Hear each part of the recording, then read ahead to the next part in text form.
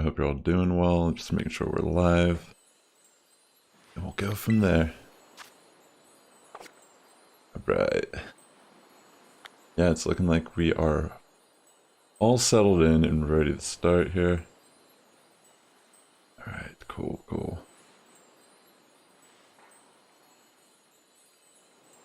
Alright, perfect. Alright, ladies and gentlemen, welcome to the stream. So today we're actually gonna start hatching. I know, like after my last egg hunt, you'd think I'm tired of this, but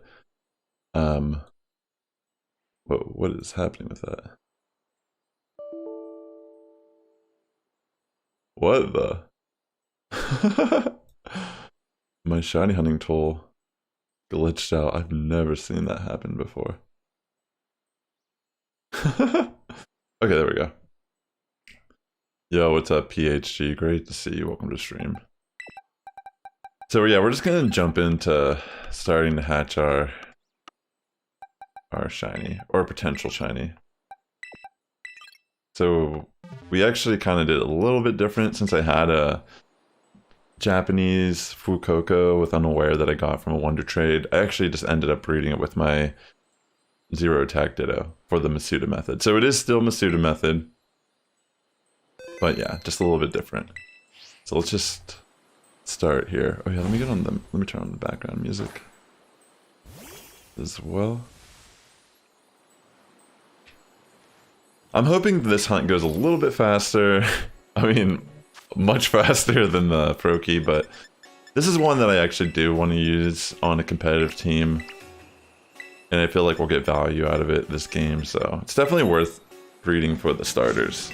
It's the only way you can get the shiny. At least at this point. I mean, maybe down the line they'll do like a distribution or an event in game. Awesome, PhD. Great to have you here. How's everything going with you today?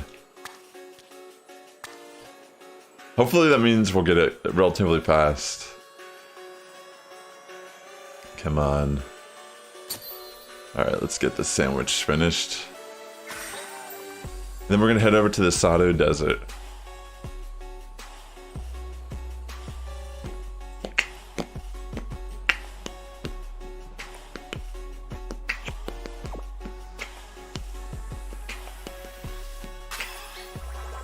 Okay. Doing well, that's good to hear. Alright, we got our great peanut butter sandwich. And yeah, this is where it begins. We have a lot of eggs. We have a few hours. Today's the day I actually have to buy my ticket for Charlottesville. So I should be good. I'll be done streaming before I have to be ready for that. Alright, let's head over to Sado Desert, our favorite place to hatch eggs. And yeah, let's just get the ball rolling here. You never truly know how this will end, or how it will begin. But regardless, we love this area because we get a lot of items. It's insane how much money I've gotten just trying to hatch the Froakie. But yeah, I've been, I made it a goal this week. I know I haven't been doing much VGC on stream. But I've been off stream trying to like, every day I've been just kind of throwing together a loose idea for a team. And I wanted to start like fleshing out concepts I want to potentially run for the tournament next month. But yeah, right now I'm just kind of, I'll still do some streams playing stuff, for sure. I'm not really going to be talking about much what I'm thinking about doing for my tournament, just kind of how I did for Series 1. But I am reaching out more to people who are knowledgeable of VGC and I'm going to be practicing. I'm going to probably do some tournaments, like grassroots tournaments, over the next month. To try to get into the flow of like what I should be doing for Series 2. It's definitely not going to be easy by any means. Okay, here's our first egg of the stream. No shiny. It's fine. We weren't particularly expecting the very first one to be a shiny, but I mean it can be. It was for me before. Alright, egg number 2, ladies and gentlemen. Will it be a shiny? Thanks again for coming out to the stream today also. And if you are watching on Daily Sassifrass, definitely consider giving a like to the stream. It does help my content reach a wider audience here on YouTube. But yeah, definitely excited to get this. Our last stream was really nice. We got a lot of different shinies during that one. Alright, so this is our third egg of the stream. Imagine we got a shiny in our first egg batch. That'd be epic. Okay. It's never the first egg. It was for me once. And it was actually during this game. But yeah, it's so rare, right? I honestly can't believe it even happened to me. Like, I legitimately can't believe it actually happened to me. I was thinking about trying to breed eggs in like a old game, like Gen 3, where I don't even think Masuda Method existed in Gen 3. I thought it'd be kind of interesting to try to do like a shiny hunt. I'm just not entirely sure how I would share my game right now. I guess I could wait for the ROM ripper and I could like, you know, rip my game to my computer and then play on an emulator. That way it's like high quality and such. Okay, so that's the 5th egg, I'm pretty sure. Okay. I'm actually gonna just transfer these. I mean, there's really no reason to keep them. They're not shiny. We are breeding for 0 attack because we are trying to build this for competitive play. Ideally, we'd want to have optimized IVs. Jonathan, yeah, exactly right. It wasn't until Gen 4, right, that the Masuda Method... That's what I thought. Because I remember when they introduced Masuda Method, I couldn't remember if it was in Gen 4 or 5 when I bred for Shiny Skeledirge. But yeah, I think it would be harder, for sure, to get a shiny out of an egg hatch in Gen 3. Like, I have my Sapphire game. But yeah. That would just be like an interesting challenge in itself, to see how long it took to actually breed an egg. You turned on comments on your channel? Oh, okay, cool. That's good, bro. That's good. I'll be sure to check out and such. Alright, so yeah, for the most part, we're just gonna keep circling around here. But yeah, I've been like really trying to figure out like what I want to do for the tournament next month. It's tough because it's better to be more consistent than anything, and it's like obviously it's gonna come with like a lot of practice, like doing best of 3s and such, where I'll really like come to the conclusion of what I want to do. But it's tough because like, I will admit I was like trying to build a parasailing team. It's kind of crazy because whenever Series 2 came, I was like looking at, not even like the same kind of team that Fuecoco made, but then I saw he ended up winning the world, like he won that regional in Orlando with Parastrap, and I was like, dang, I don't even know if I could even run that now. Yo, what's up, Reverse Dawn? Like, it's not the same team as he was running. I just thought that's crazy. I mean, to be fair, Fuecoco is known for parasailing, so it's not that, like, off the wall that he would be running that. You're shiny hunting 3 Pokemon? What are you hunting right now? Alright, we got another egg hatch, and the Rufflet are about to jump us.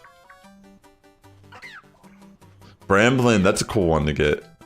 I essentially want to at least get a shiny of all the new Pokemon if I can be patient enough. You're doing alright, that's great to hear, bro, by the way. You're doing Tapu Fini through Dynamax Adventures? Okay, we have another egg going on here. And Rufflet. So you're in Asadu Desert also, in Cacnea. Good luck on your hunt. Alright, so far no luck. It's fine. It's part of it.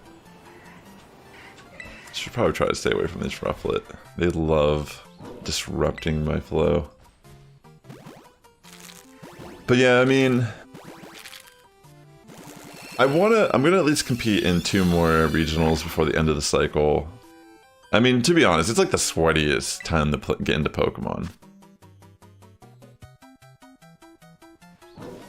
You've been going after the well, but you'll get eventually. You've been going after Kyogre? Is that what you mean?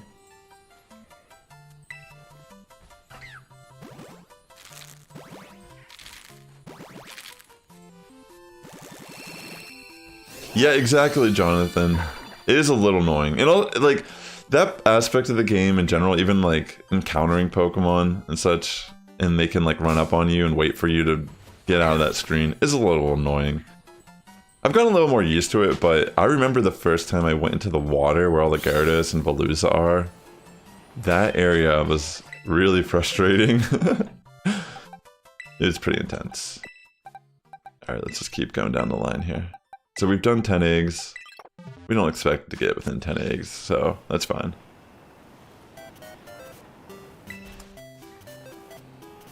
You don't have any Herba Mysticas? Ah. Bro, that's rough. I know that feeling.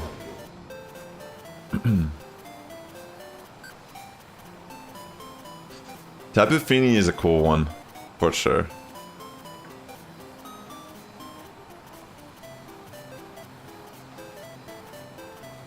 Yeah, right? I mean, there's really no point to have Repel. Yeah, I guess like in the way this game is even formatted, it wouldn't really make sense to have a Repel. Unless like, somehow, imagine how the interaction would be like you walk towards Pokemon and it like is like a magnet. It like pushes it away or something. Yes, it has, Surface Bun. Yes, it has. Definitely hoping that this hunt goes a little bit more smooth. If you don't know, it took me 1,502 eggs to get shiny Froakie. But believe it or not, I actually did hatch 2 shiny Froakie. I had a bunch of leftover eggs and I ended up hatching a second one. But I'm planning on giving it to my mod, Mr. Joe's Gaming, because he missed the entire Greninja event.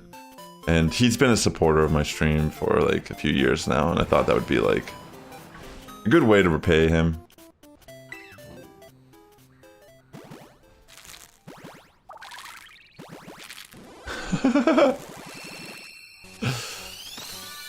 Oh, you've been going for a while. Yeah, you'll get it eventually, yo. I mean, that's the thing about shiny hunting. As long as, like, it's just it's like probability. The more time you're willing to put into it, the more likely you're gonna get the shiny.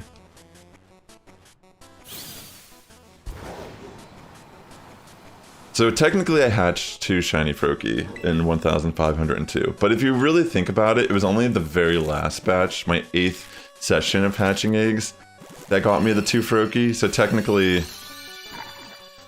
do with that with whatever you want, you know what I mean? Yeah, deja vu. If it's like a blink of the eye, we're gonna be hundreds of eggs in. It's like, I'm all happy and chipper now, but maybe a week from now I'll be like, why did I do this? 14. I mean, this is how I look at it. The fact on the very last day I got 2 shinies in that batch, it's like, that could have been my very first stream, realistically. I mean, it's just, I was very unlucky with how things panned out for me. So with that being said, it's like, technically I could just hatch the Fuecoco today. And that would just be that.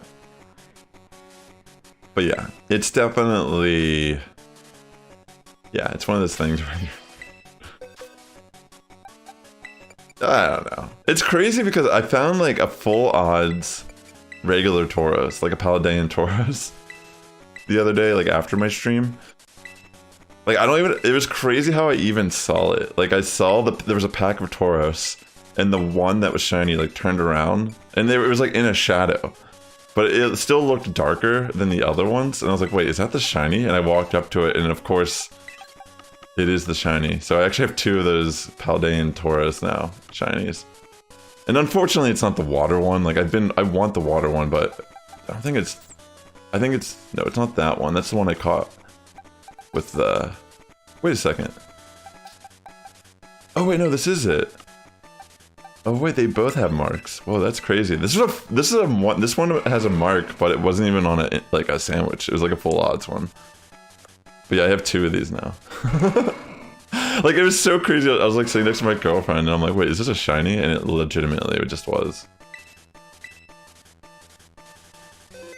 It's like, I'll have crazy luck like that, but then I'll be sitting here for like 12 hours. Trying to catch one Pokemon. Yeah, I want the Water Tauros. Because that one's actually good competitively. Like, the Water and Fire one are pretty good. They definitely have play. I don't think the regular one really sees much play.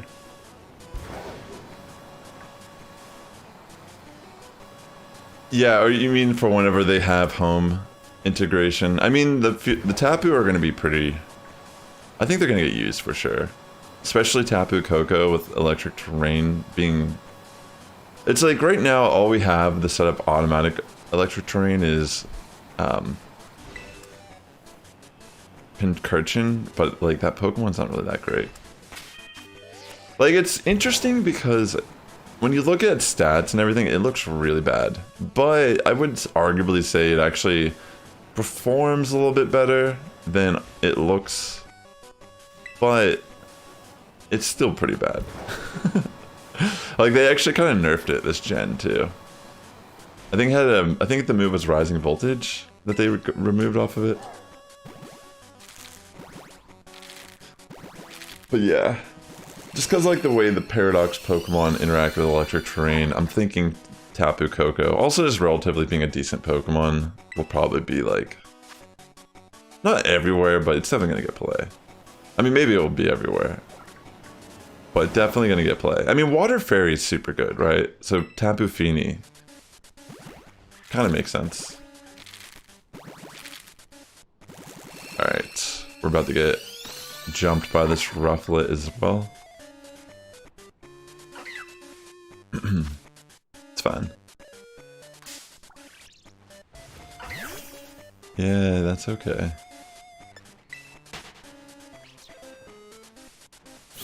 I was trying a little bit on my last stream towards the end to hunt for Cloth, but that one's kind of hard to get. There's not the best way to isolate the spawn, because it's going to be Necli and Cloth in the area that you typically hunt it. So I put like an hour into a hunt. I didn't get a shiny Cloth, but I think it's just one of those situations where you just gotta get lucky with it. Like, I don't think there's much I can do differently. Like, I tried to optimize the path I was running to try to get the most spawns in and such, but it's such a slow hunt. Like, you can only get like 8 to 12.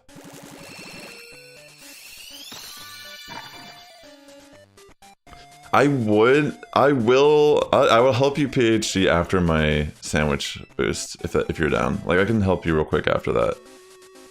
I'll give you in 15 minutes, I'll give you a ghost sandwich boost. If anyone else wants it too, we can like, I can host a union room in like 15 minutes real quick, and I'll give you guys a shiny boost for ghost types. Pretty much the way it works is I host it, I'll bring the Herba Mystica. For example, if you're joining, you can bring like green pepper or yellow pepper and salt. We'll figure it out if you end up joining the room or not. And then I make the sandwich, give you the boost, and then I soft reset my game. And that means that you, as the viewer, or the person in the group too, will still retain the boost, but you don't have to, like, I don't have to waste my ingredients. Like, I'll save all my ingredients, but you'll still have that half-hour shiny hunting boost. No problem, dude. Typically, I try to help out with that if I can, if I'm available to. But it's, if you didn't know, it's like a weird exploit in the game that's been around since like the launch. And I don't think there's a way they could really patch it out, or they probably would have done it already. But yeah, it's like, if you have friends, or if you, or in any discords, generally this is like a good way to like shiny hunt without you worrying about wasting your valuable resources. But yeah, there's nothing we can do in regards to Herba Mystica to increase this hunt. Like all we can, I mean, I guess you could do like the egg 3 power and like soft reset. I know some people, that's how they do this. They just get a bunch of eggs with tier 3 and then they hatch them, and if they get the shiny, they get the shiny. If they don't, whatever. But yeah, I don't know. I don't really do it that way, I guess. I've never tried it that way. I don't know if it's better or not. But I feel like you'd have to waste multiple Herba Mystica in that scenario. Alright, 21.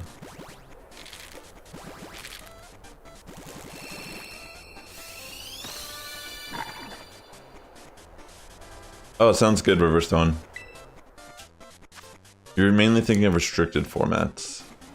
Interesting.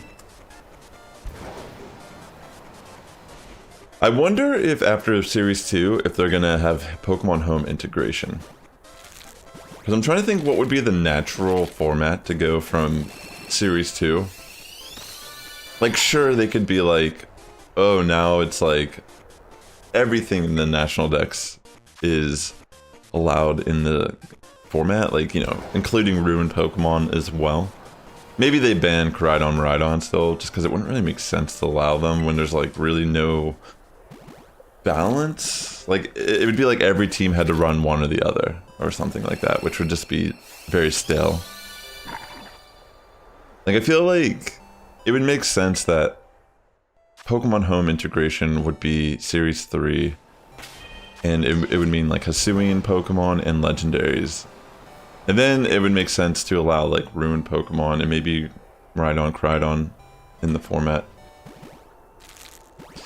Like, that would be cool if they didn't allow Legendaries for a long time, because I guess like even if they did have home integration, they could technically go back to Series 1 format, but allow transfer in Pokemon as well. So it's like Paradox Pokemon are banned again, but now like Hisuian Pokemon or like all the Pokemon like Greninja, Charizard, Cinderace, like they'll be allowed. Like, I don't know. Like, I think that could make sense for Series 3. But yeah, I think it would make sense for them to like hold off on the Legendaries, like the power creep for a bit. You think Rhydons aren't that good? Well, that's the thing, like, they're not bad at all. By any means, they're not bad. It's just that, you know, they're also, like, that utility alone is pretty good. I mean, like, look at Torkoal. Look at Pelipper. I mean, like, Pelipper does have some, yo, what's up, Cyanide Senpai? I'm doing well. I'm right now working on hatching a shiny Fuecoco. How's everything going? The thing is, in VGC, like, in regards to, like setting up Sun, like, even Abomasnow, for example, like, just the fact that it can set up Snow was, like, getting play a lot in Series 1. And I mean, granted, you know, Terra typing and such do make some of these Pokemon have a little bit more play. But yeah, traditionally, Pokemon that are able to set up weather or terrain, like, even Pincurchin sucks, but, like, I've still seen people try to use it purely just to set up electric terrain for their Paradox partner. So I do think, like, because they are box legendaries and they do have really insane stats, like, they're probably just underexplored right now. I'm sure they'll, like, have, like, interesting play in, because I mean, like, if you look at, like, even when legendaries are in the game, like, Groudon's the main Sunsetter, but there might be an argument to be made that, like, Rhydon could be used instead.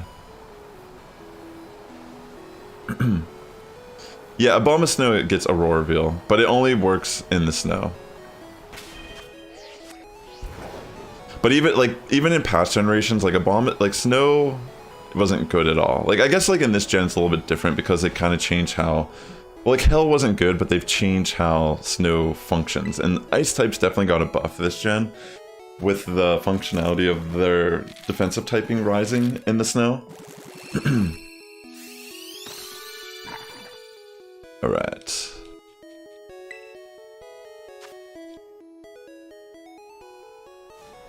Alright, we'll just keep hatching these. Yeah, I'm not sure what they'll do for Series 3. Because I think like there's a good chance that Pokemon Home integration will be available March or April.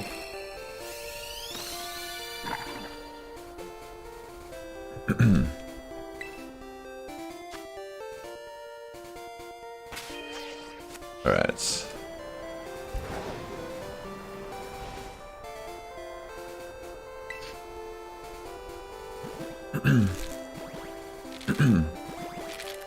You only play when Paradox are legal.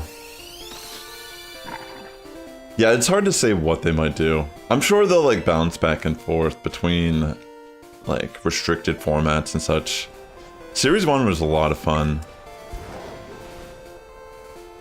Even like in Series 2, I saw there was a Zoroark team in VGC, like doubles, that got top 10 on the leaderboard. A Zoroark team.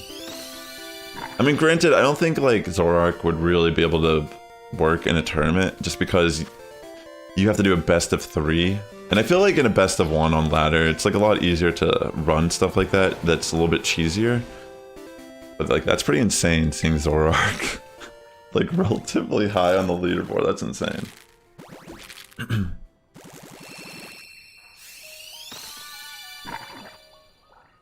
I feel like, I don't necessarily think Dondozo is broken. I think it's good, but I think it also requires a good player to make it work.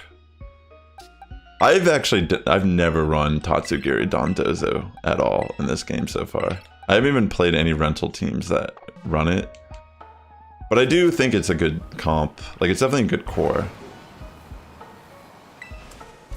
There's that, and it's like, you know, same with like Armorers or Ndidi. Pretty solid if you know how to play it well.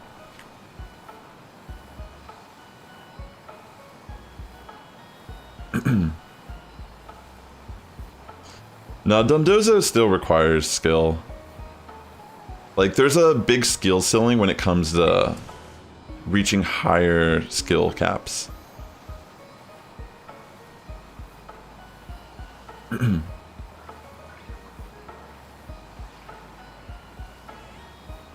Yeah. But the thing about Groudon, though, too, is that there's wide guard. But I know what you're saying. I get what you're saying.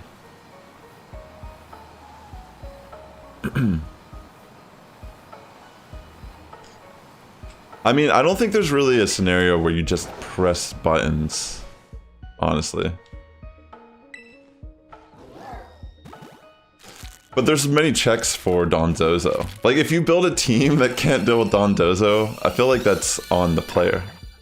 Like, most people have Dondozo checks, whether it be Amoonguss, whether it be Meowscarada, whether it be Palafin. So, I don't know, I've never lost to Dondozo. So, I guess I just have a different experience than most people. Alright, 32.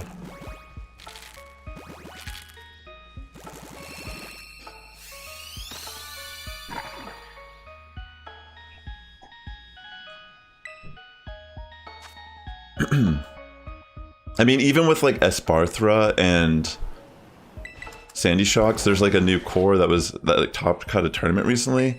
You can Lumina crash Dondozo and then just go for Thunderbolt and it's gone.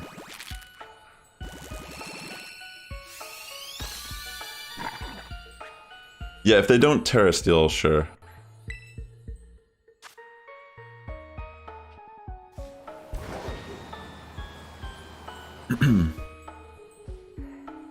Yeah, I don't really like dragons either. I've never really been like a fanboy of dragons, like Garchomp and Hydreigon and such. Like, I just don't. I'm not like a... Like, the designs don't really speak to me personally. But I get why people like them. I mean, Garchomp's like a land shark. That's kind of a cool concept, right? It's like street sharks from back in the day. I don't know. Maybe that's like way older than some of the people watching. I'm not sure.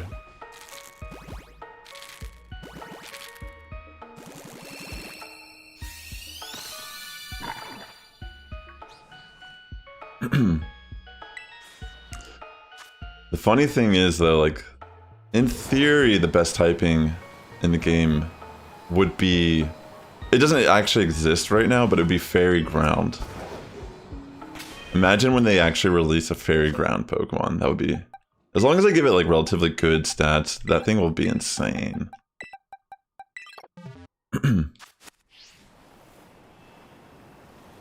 Well, Steel Fairy is the best typing that's currently in the game. That's why Zacian was so good.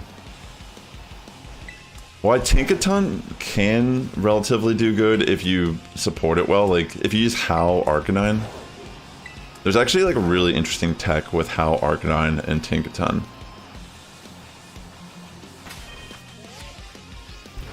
Like, I think Tinkaton's just balanced. Like, if they would have given it a higher attack stat, the Pokemon would have been kind of a nuisance. But it just kind of sits at a place where it's like...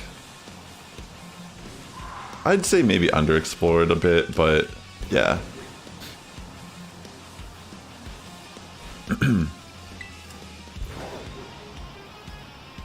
Well, that's what I'm saying, like, you pair it with How. I think that's the beauty of Pokemon, is that, especially in this generation, it's all about how things actually interact and play out on the board. Because on paper, it doesn't always justify what's going on there.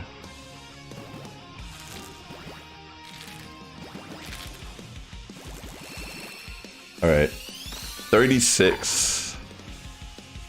No luck. But yeah, I'm gonna be competing in Charlotte next month for the VGC tournament.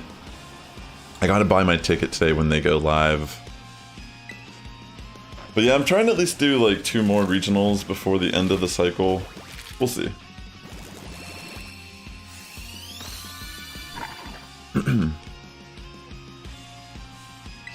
Yeah, I think like everyone's entitled to their opinions about how they feel about certain Pokemon or spreads.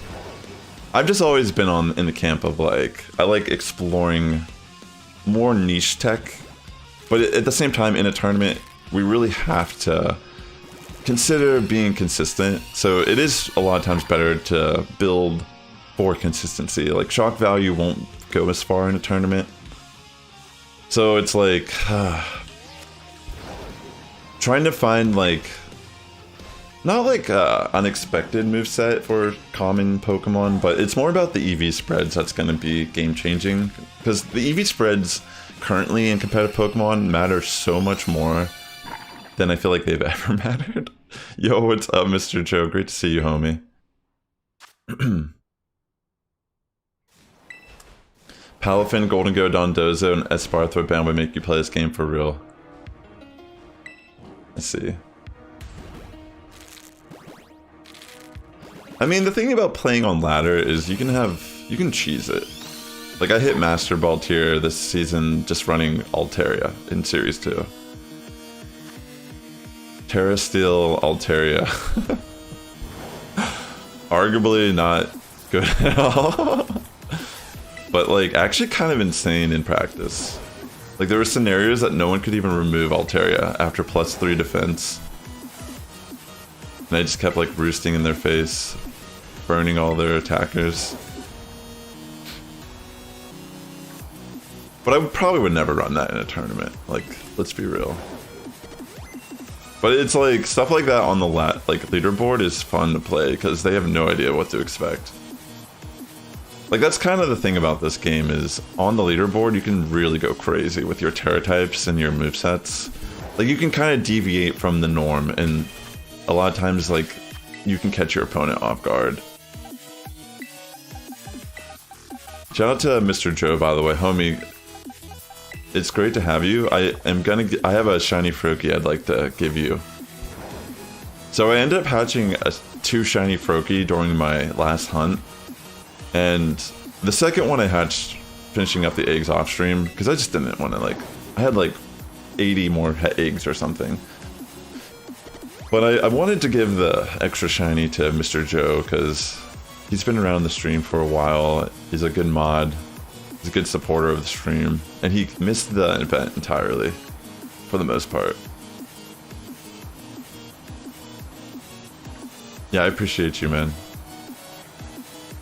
Esparthro plus Sandy Shocks is pretty interesting right now.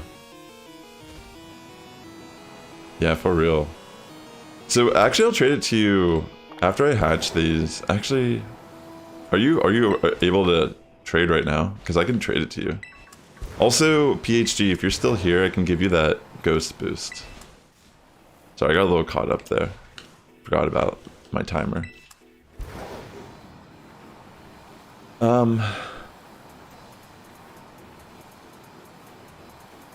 Yeah.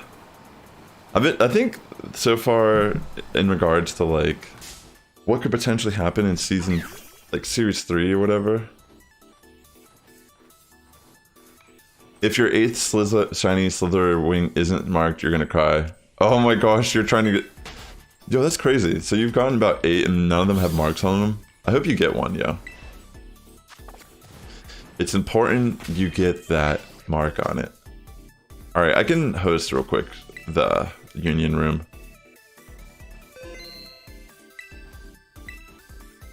Ah, cyanide. Hopefully you get it. I really hope. I wish you good luck on that. Alright, real quick. I'm gonna host a union room. So PhD, make sure you have a green pepper and salt, and that's all you need to bring to this. If anyone else wants a ghost boost, I'm gonna give it to PhD real quick. We'll just have to figure out who's bringing what. But yeah. It's all good, Mr. Joe. I mean, I'm gonna be here for a little bit, so let me know, and I'll hook you up. All right, PhD. Let's see.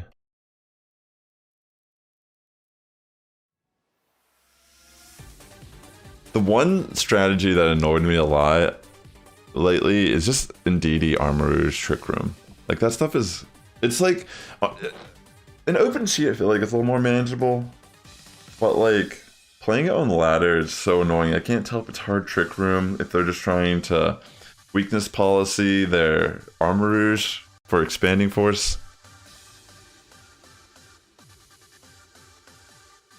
Sounds good, bro. Alright, let's go Ender. So yeah, just bring, for the sandwich, just bring green pepper and salt. Oh, wait. I forgot to save before this, actually. Hold on. I just realized I didn't save. Actually, I may have saved, but I don't remember if I did. So let me X out of the union room real quick. And then let me save, and then make the union room again. Sorry about that. I completely do not remember if I saved or not. And if I soft reset after, I'm just gonna end up losing all my egg hatches. Just one sec. Sorry about that, bro. Sorry. Let me do it one more time. Let me just... It's important I make sure I save before I do this. Granted, we've only done like 40 eggs or whatever so far. Hey, Alder. Welcome to the stream. I'm doing well. How's everything going with you?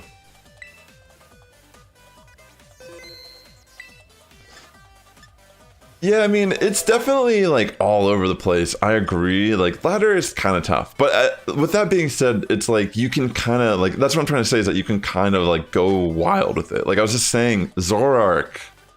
A Zoroark team is in the top 10 right now. That's insane. Like the fact that a Zoroark team is top 10. That's never been a thing. That's never been a thing, so... I mean, Tropius was a top tier team last series. I've never seen Tropius ever viable in VGC ever. But it was like, literally like, so good. That's what I'm trying to say is like, this generation's been extremely surprising. Like Frostmoth, like there's so many Pokemon that are actually relatively good right now because they can remove their terrible typing. And it's all about alignment at the end of the day, like how you like bring your Pokemon. You've been hunting for a shiny Ponyard, you just got it? Yo, Alder, congratulations. Are you trying to get the King Gambit shiny? Well, that's what I'm trying to say. With Zoroark, it's like, you're gonna instant lose if your opponent plays passive.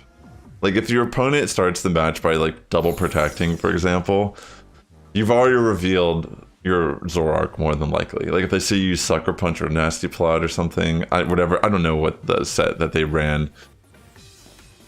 Wait, did I save? I honestly don't even remember if I saved. You know what? Whatever. This is so funny. Okay. I'm like multitasking so hard. I'm just gonna trust that I saved. Alright, let's make a sandwich. So yeah, just bring green pepper and salt. That should be good. I mean, if anything, I know which eggs I already hatched, so... Whatever. Well, let me just make sure I know what sandwich I gotta make. Is it red onion I need for Ghost?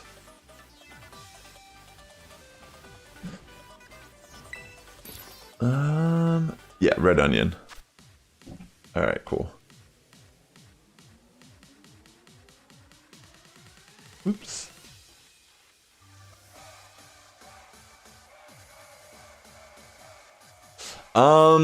It would be very rare, Alder.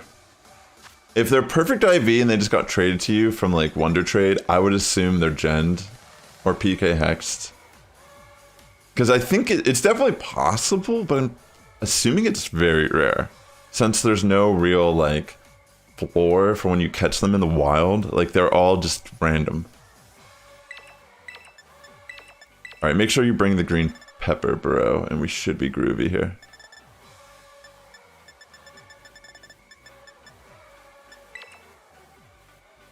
I'm just making sure we're all correct. Forgot the green pepper. Alright, well, I'm not gonna make this then. Try not to waste my time, if that's cool. Like, if you can make sure you have the item before we do this, because I actually have to, like, get off. I have to, like, I don't have a lot of time to be live today, and I want to make sure I get through all these eggs. Here, just, like, pick whatever, because we're kind of trapped right now. Just, like, go through the sandwich, because we're gonna have to make a, like, whatever sandwich and just... You trade from 2 Shiny, they're hacked, I'm gonna cry. Oh, yeah, they're more than likely... There's a really good chance they might be gen- It's okay, PhD. Don't apologize, just for future reference.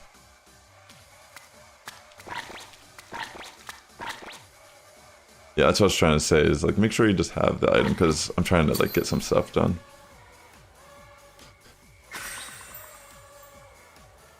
That's rough, yo. Yeah, I mean, I can't even think I don't think I've ever even found a perfect Pokemon in the wild in this game yet. The only perfect Pokemon I've ever caught so far was from a raid. So I would say there's a really, really good chance that's just not real.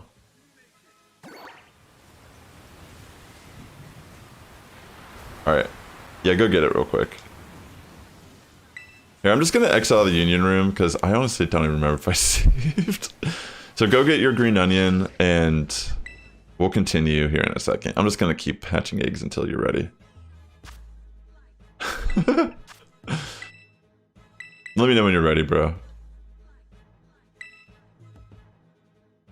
OT, so they're asking like what the original trainer name is and the trainer number on the Pokemon, because there's if it is like, okay, if the person genned it themselves, then more than likely you won't be able to tell.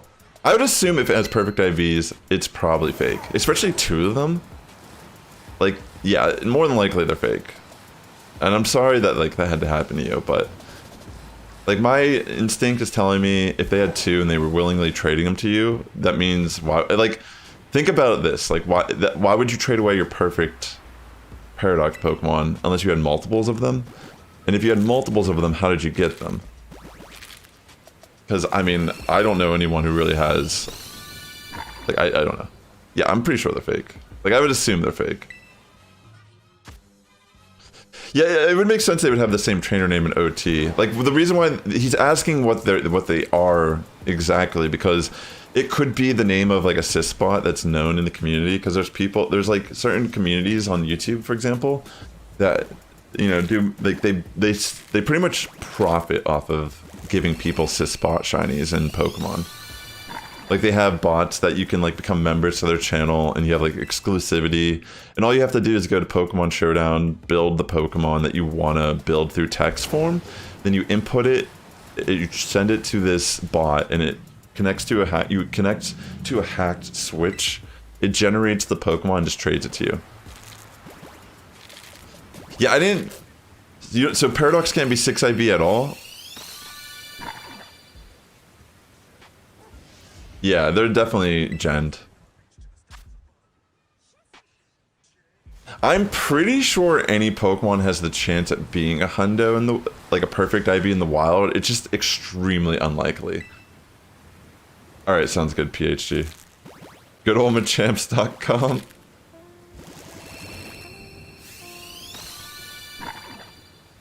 Yeah, if it's like Shiny 24 or something, don't click on that link, by the way. But, yeah, like stuff like that is clearly fake.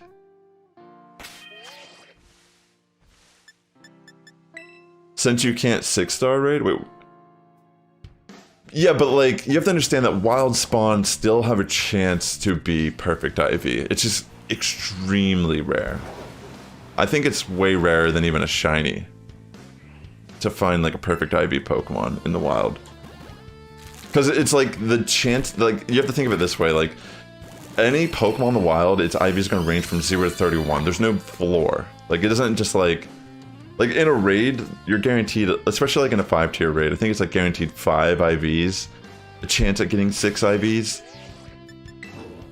But yeah, wild Pokemon, especially Paradox, I think that's a red flag if you get one that has perfect IVs.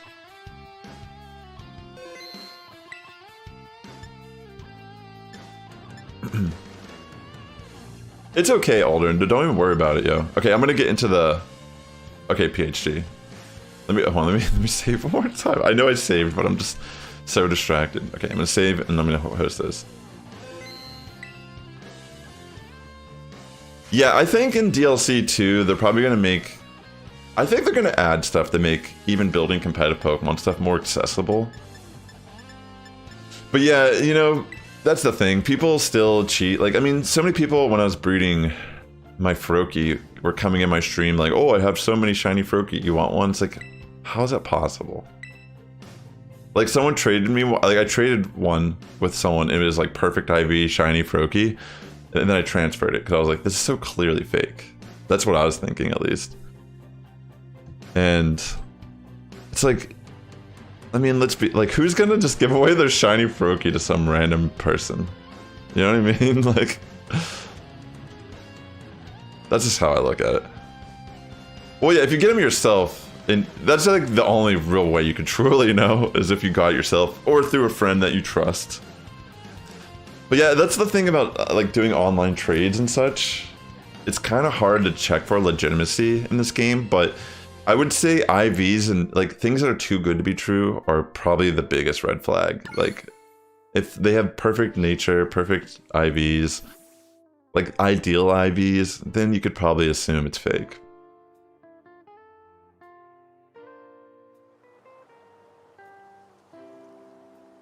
Yeah, that makes sense.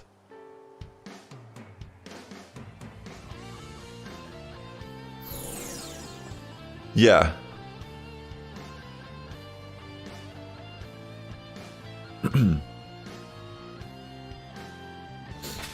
I think shinies are relatively easy to get in this game too. Alright.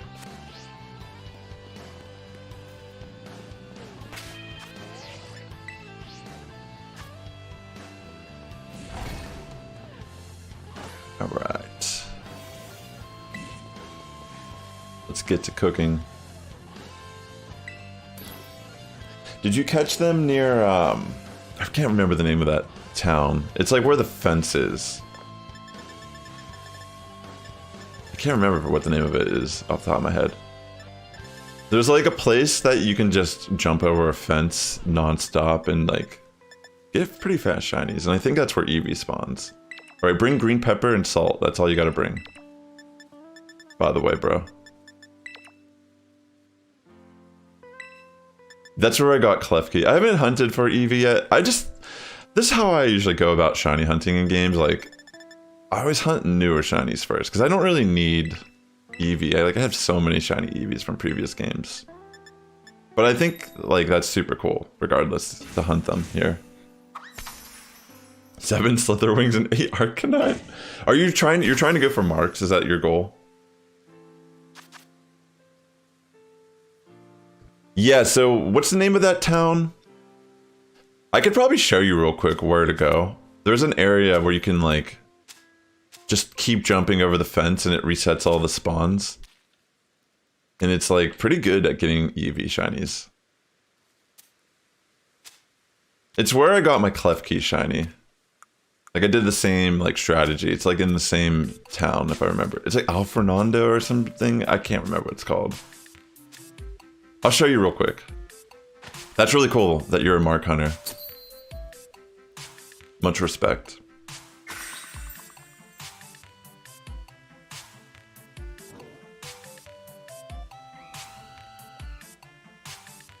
Yeah, I know what you mean, Reverse Dawn.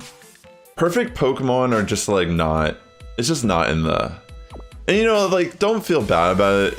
It's okay, you know what I mean? Like, but I feel you. Don't even feel bad about the situation. Like someone's like, shame on the other person, in my opinion. All right, there you go, bro. You got your Sparkling Ghost power. Good luck on your hunt. Hopefully you get your Bramble Ghost, whatever it's called. Yeah, I can imagine. Yeah, I'll show you real quick, Alder, where it's at. All right, I'm gonna disconnect and restart my game real quick so I can get my Herba back. I'll show you real quick where it's at.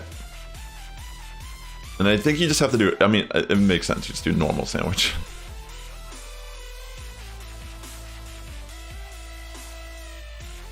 Nah, honestly, Alder, if they were able to trade it to you, you're good. Like, you're legitimately fine. Like, if you're doing like a top tier tournament and you won and it came down to like someone like looking at your shit, like maybe they'd like call you out on it.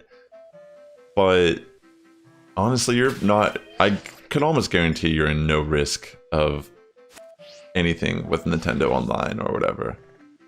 All right, I think it's this area. Alfrenada. Oh yeah, it's right here. I'm pretty sure it's like this area. Like you do the normal. Wait, is this the right one? I feel like it is. Hold on, let me know if this is right. Cyanide. Is this the right town that you did it at? Or am I thinking, is this just not the same?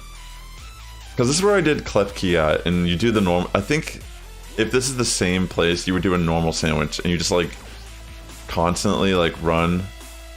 Like since you like, I think it's right here. By jumping over the fence, it like zones into the town and out.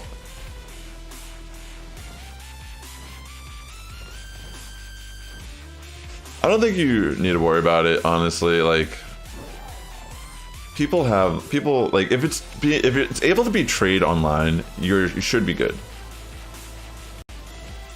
Maybe it is Medali, but it's like generally the same idea.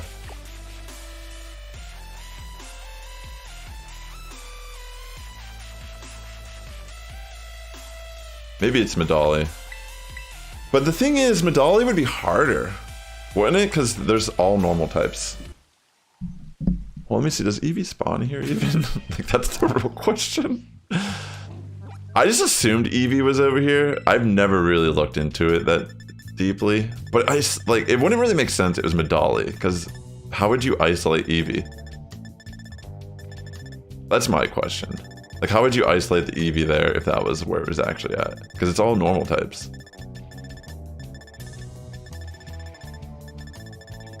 guess I could like verify. Well, let me just see.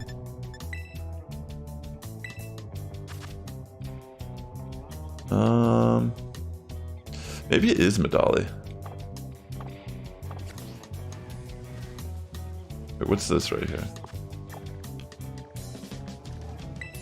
Or maybe it's over here.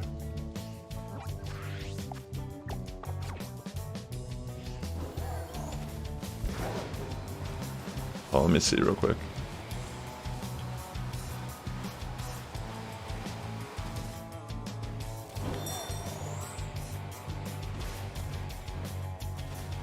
Is this the same area that I was just looking at? Why does it reset the Pokédex where I'm at? That's so annoying. Like, why can't it just stay what I was just browsing on? Alright, anyways, let me just see if this is like closer to where it's at on the map.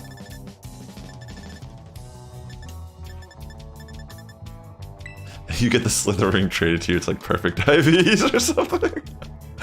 I'm just joking.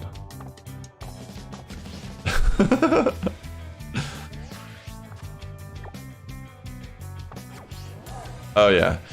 Hold on. Let me just look real quick. I remember seeing somewhere.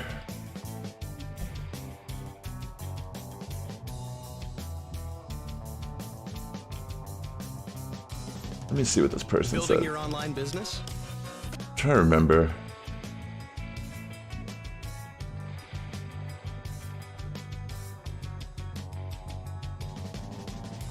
Okay, no, it is actually Medali.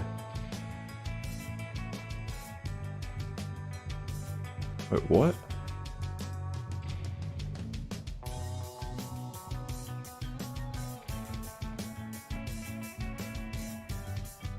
Wait, what the heck are they doing?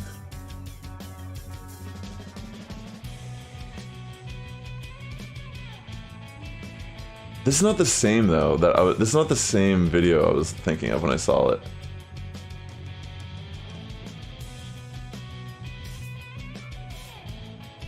Where did you hunt your Eevee at, Cyanide? Oh wait, this is the guy. Oh, so it might be in Mass Outbreak.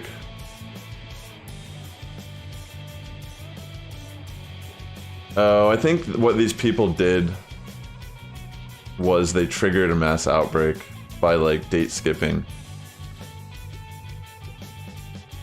I'm sorry, I'm like so confused, honestly. Alright, let me get back to hatching eggs here. I got a little distracted. Yeah, I never hunted Eevee in this game yet. I thought like they just did the normal sandwich and we're jumping over the... I swear I saw someone do the same thing. Like, I don't know what a normal sandwich would do here, to be honest. Like, there's a part of me that still feels like this is the right area, but I'm also like not really the right person to ask here. But yeah, each video I just looked at, they just triggered the Mass Outbreak by like date skipping, and that's how they found their shiny. That's what it looked like, briefly. Yeah, the same thing happened with me. That's crazy. I got 3 shiny Iron Valiant in half hour. Pretty insane.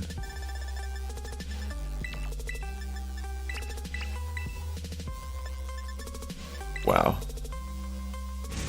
Alright. Yeah, Roaring Moon's a little bit difficult. It's the same as like Iron Thorns and... What was the other one that was kind of annoying? Was it Iron Moth? Yo, that's rough.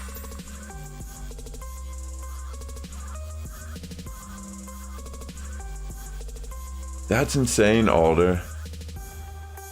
Isn't there a way to trigger? Like, I don't know what the actual technique is, because I've never date skipped.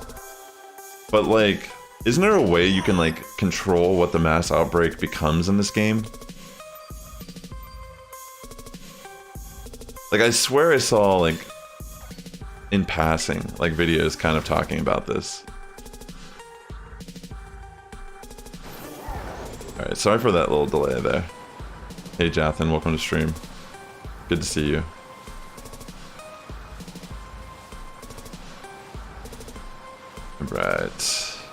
Let's just continue on here.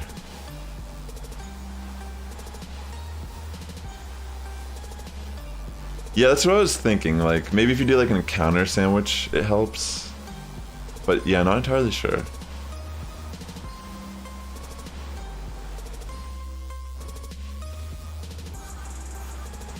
Just hatching the Fuecoco eggs.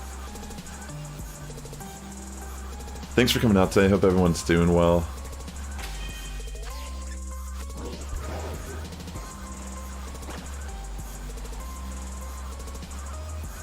You're just out here.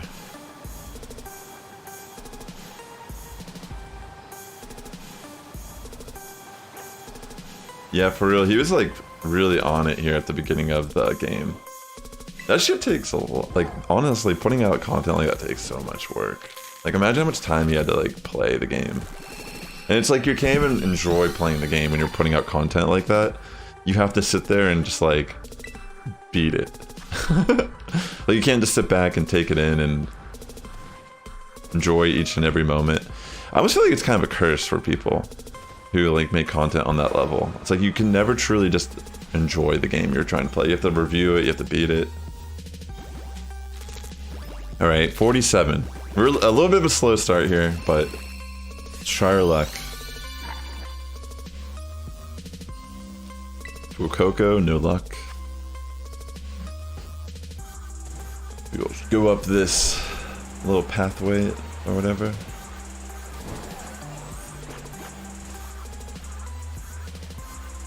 Okay. Thanks for the follows, ladies and gentlemen. Yo, Cyanide, thanks for hooking up Alder too. That's really nice of you. It's a really nice gesture on your end.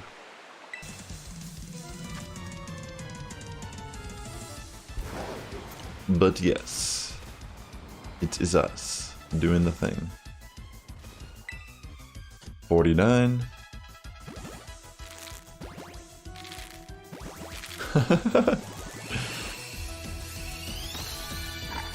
That's cool, yeah. I feel like it's better to just give things away that you're not going to use. You know, it's a good feeling to hook people up if you know they're going to get value out of it. Alright. Egg number 50. Let's see. Dang.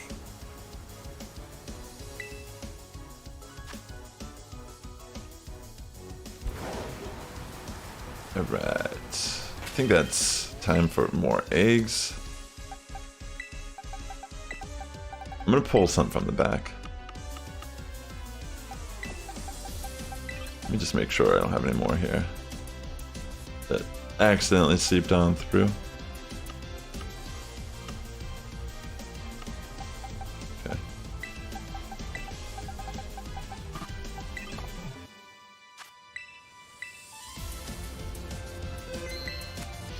Alright, I need to grab some more beverage and use the restroom here in a moment.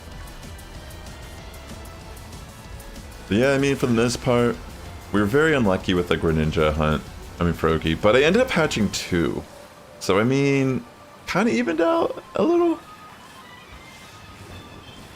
At some point, I'm going to be trading my second shiny Froakie that I hatched to Mr. Joe's Gaming, one of my Twitch mods. He's a OG supporter of my content. And he didn't really have a chance to do the Greninja event. So I wanted to show him some appreciation.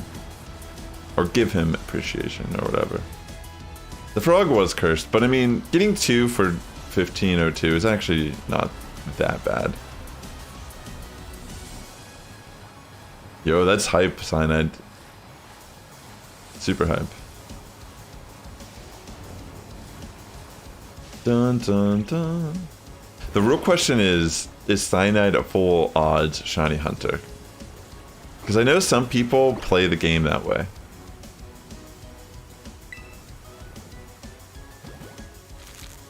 Alright, let's see. 51. Will it be a shiny?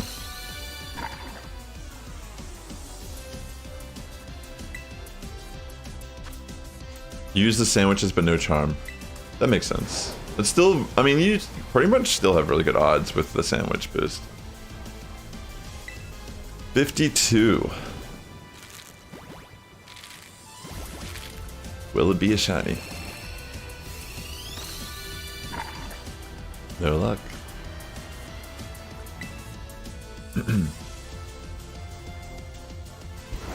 Alright, let's keep going. 53. Will it be a shiny? Can it be a shiny? Yes, it could. That little buck tooth.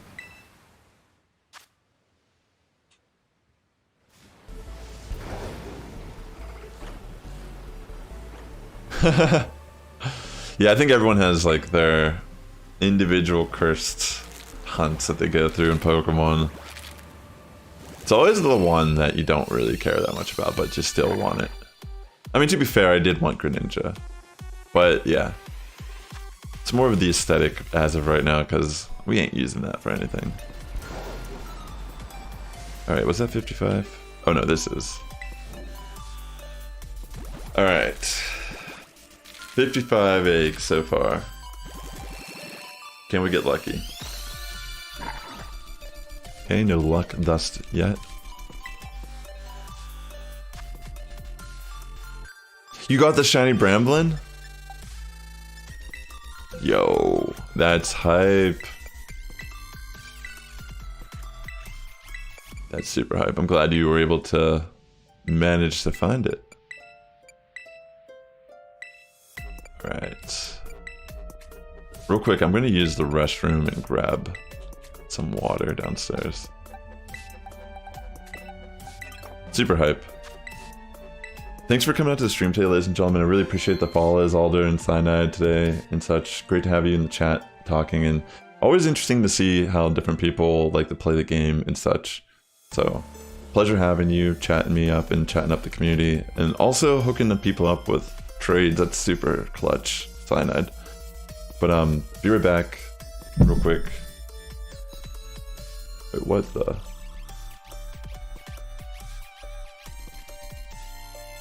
What the? Was that not the right? Oh. Sorry about that. Okay, be right back 1 second, chat.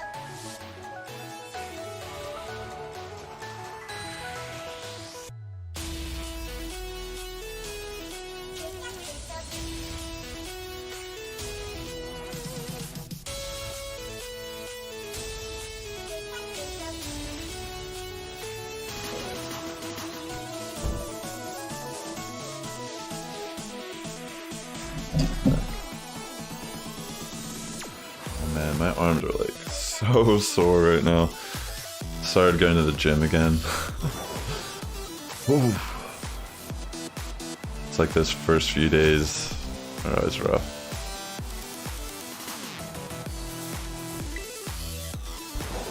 Okay, let's see here.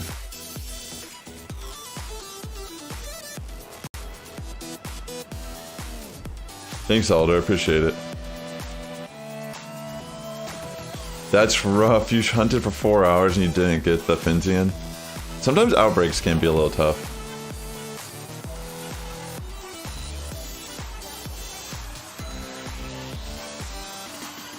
That's rough for the Roaring Moon. Roaring Moon's a cool one though to get, for sure. I've never gotten a shiny. I don't think even a regular shiny from Dynamax Adventures, but I honestly didn't really do them that much either. It seems like the odds should be pretty good though, right? If you're consistent enough. I mean, like, probably some of the best ways to get like a legendary shiny, at least. Yeah, I remember I tried to do Zygarde a few times and like, it was like, couldn't even beat the Zygarde when we got to it.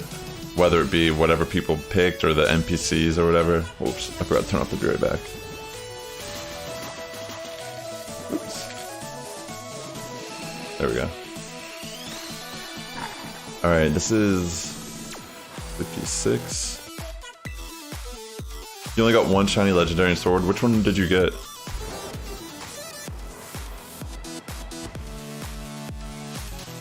Right. It was the first encounter. That's luck.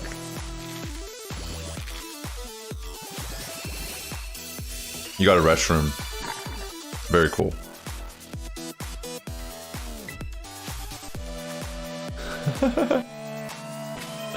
Cosmic power, man. Comes the unpenetrable wall. The soul. Oh wait, Soul Rock. Never mind. If it's a Soul Rock spamming Cosmic power, that's not doing anything. Yeah, Reshiram is the OG. I like Gen 5, personally. Alright, 59. Will it be a shiny? No luck. Yeah. We'll see. Hopefully I can hatch this today, because I'll be pretty stoked. This is our first starter of this gen that we're actually breeding for a shiny. I know most people did, maybe these were like some of their first targets. The shiny hunt was breed the starters. But for me, I typically only... I don't know, I was in no rush. But since I want to potentially use Skeledirge on a team, I thought it'd be kind of cool to breed for a shiny. So we are intentionally breeding for 0 attack IV, at least that way it's optimal IVs for PvP.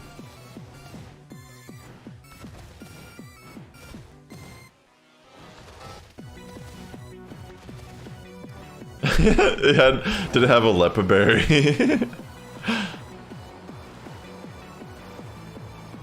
Yeah, I mean, honestly, they're all not that different. Like, Skeledirge, I think, is the coolest shiny of all three. But yeah, they're all kind of underwhelming, I feel like. Like, Meowscarada doesn't feel too different. Why can't I not remember how to even say the other one? The Quack one. Like, they just don't look that different.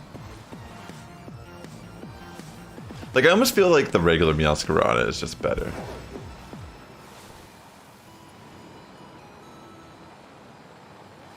Yeah, I know what you mean. I do know what you mean there. I guess for this, it's a little more of just for the flex, but yeah, I do feel like not the most exciting shinies they could have had. It's interesting to me that they still put out shinies that are barely noticeable to the original form. Because before that was just done as like a limitation of the Game Boy. But it seems like they just kind of like rehashed that tradition as like a permanent like design aspect. I mean, granted, I guess it's like, I don't know. I don't know how I feel about it. Like, I don't necessarily dislike it, because not every shiny, like, I don't care about every Pokemon. So some of the Pokemon that are, like, plagued by this, like, lack of variety, I don't even care about that Pokemon to begin with. But yeah, I do think it's interesting that they, like, Tandemaus, for example, like, why did they make it like that? A full odds shiny Mankey. What? Wow, that's random.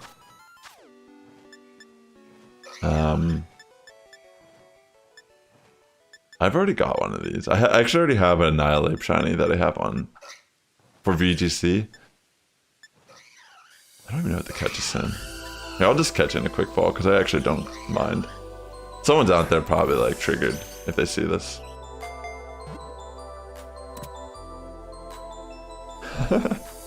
Thank you. Now I can run Evilite Primeape. I know, right? It's like well, it's more about like the nuance of some of the new designs. Like that one was like so obvious to see, right? Okay, no marks. I'll just throw it in the box.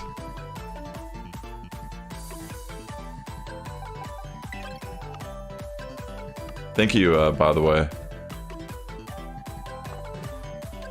Alright, let me save. Yeah, I already have a Annihilate. I actually caught it in the Moonball too. There's an area that you can actually picnic and find Mankey relatively easy. Like, I found it like within a minute or two. You can hunt for Rockruff and I think Charcadet also in the same area. And all you gotta do, you do not even have to move. All you gotta do is picnic, and you can rip out your camera and zoom in to see if there's any shiny, and then just picnic again. Oops.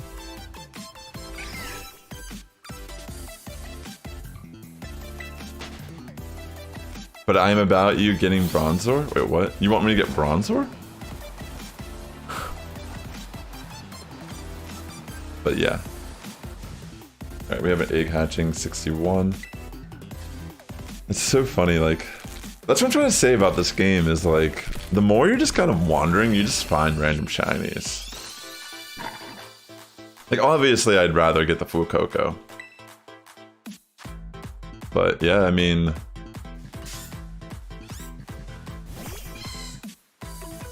it's how it goes sometimes.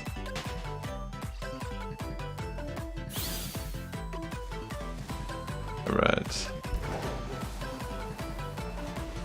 62. Where does this put us? Sounds good, PhD.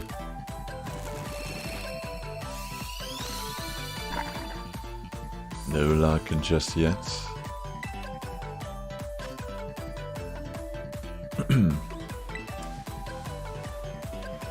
No luck just yet. 63. You know what's crazy? Those are like the best ways to get shinies when like it's like mid-thought or like we were already mentioning it. So on my last stream on Monday, I was hunting for Cloth shiny, but since I had the rock boost, it was going to be Neclee or Cloth that are like dominating the area. And someone was asking, like, what does the Neclee shiny look like? And as I was like describing it, I saw one. Like, they were like, what does the shiny look like? Is it hard to see? I'm like, well, it's kind of like tan-ish. I'm like, wait, like that. And I went over and it was a shiny.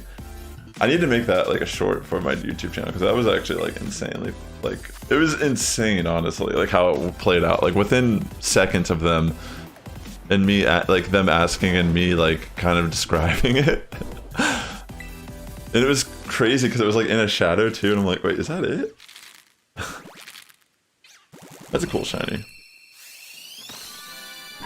Garganical, another one that's like been relatively good in VGC, but I don't know, I just haven't really explored it much. I tend to not explore the OP picks as much in VGC, even though, like, you know, I mean, I guess technically I'm using Iron. I've like experimented with most of the Paradox Pokemon so far this cycle, but yeah, I generally just try to avoid using like top tier picks, or like not top tier picks, but top usage picks. But you know, it's kind of like what I was saying a little bit earlier. Like, even though things are common, and a lot of times you can like, you know, have the knowledge beforehand on what to do, there is a big skill ceiling to running these type of cores still.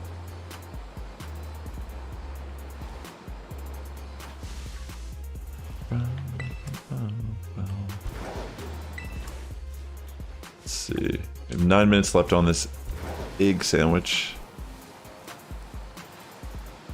Kind of just like started randomly traversing different environments.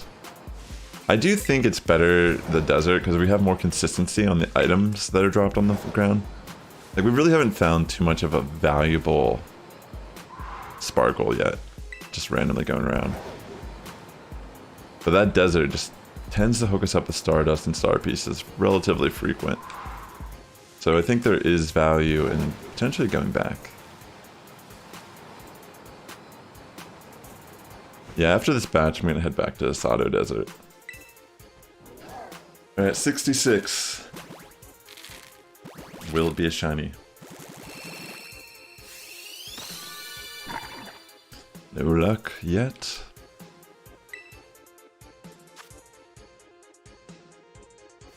No luck on the shiny, the shiny. Right. 67. Could it be? No, it could not. Or it shall not. Not could not. It just won't. I have not fought any of these trainers. Very interesting. I feel like there's still areas in this game that I've not really traversed. Because, like, last stream I found, like, this bridge I've never seen until yesterday. Or Monday, excuse me. Alright, so I think we have 2 more eggs in this batch. Let's get them hatched, and then we're gonna go back to the Asado Desert. It was nice getting that main key, but definitely want to try to get a bunch of Stardust and Star Piece as a consequence of hatching a bunch of eggs. Right, 69. Not nice here. And 70. For the final egg hatch of this batch.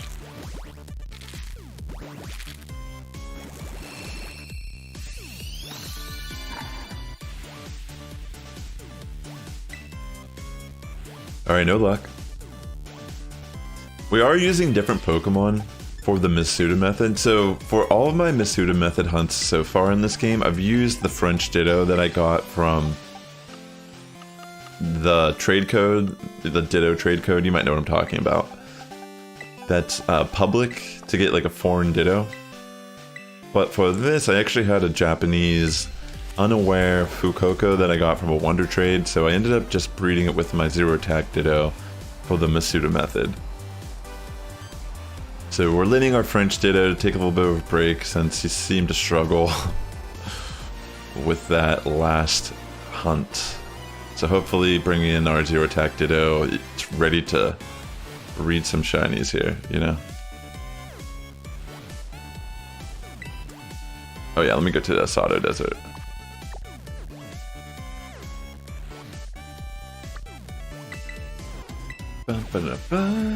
So 70 egg hatches so far. No luck. I have a video that I'm going to be posting tomorrow on Daily Sassifrass, my YouTube channel. It's just like a good way to hunt Sandygast if you're interested. It's gonna be pretty much straight to the point. I might try to do more little guides like that are like advice on places to shiny hunt, or you know. Hey, Cheap and Easy, great to see you, bro. Hope you're doing well. I mean, I know that like the Ditto that I have, like I have a foreign Ditto already in previous games, but obviously we can't use it, right?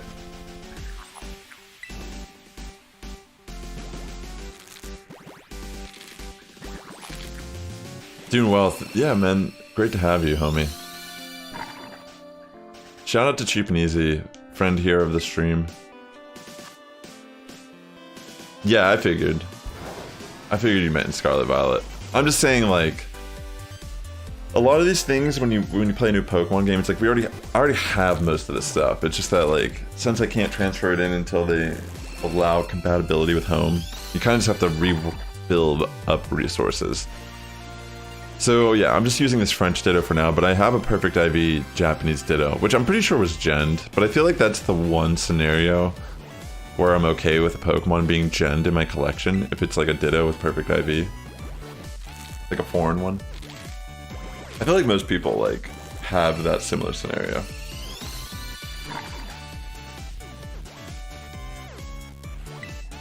Because I definitely don't even remember how I got it. I'm pretty sure it was like, it's definitely an online trade, or from like a Wonder Trade or something.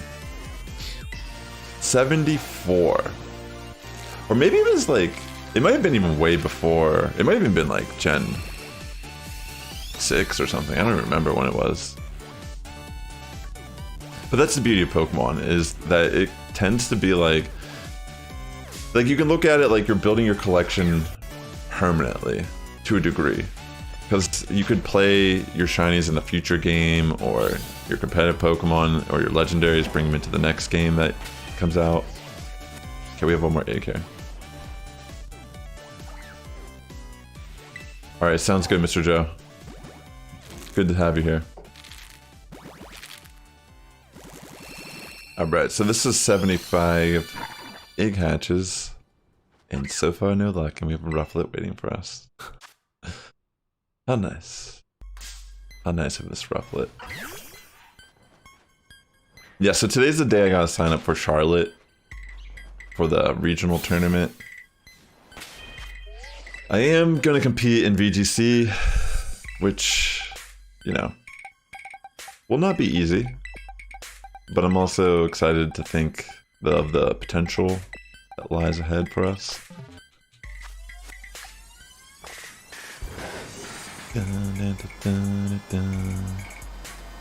Got some eggs right here. Got an egg. Make them disappear by hatching them. See how we just get like Stardust and such? Like even the soft sand over time, like just selling it is really good. But yeah, Stardust and Star Pieces in this area, it's hard to pass up. I mean, even Moonstones, like you collect so many over time.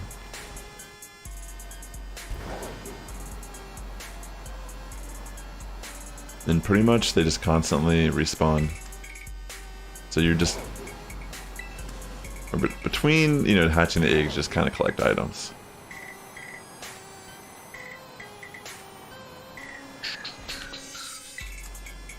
See, Stardust, Soft Sand, Potion, Sunstone. Another failed shiny Slitherwing. Ah, sorry, yo. No mark on it. Is there a certain mark you're looking for, or is it just like whatever, as long as it has a mark?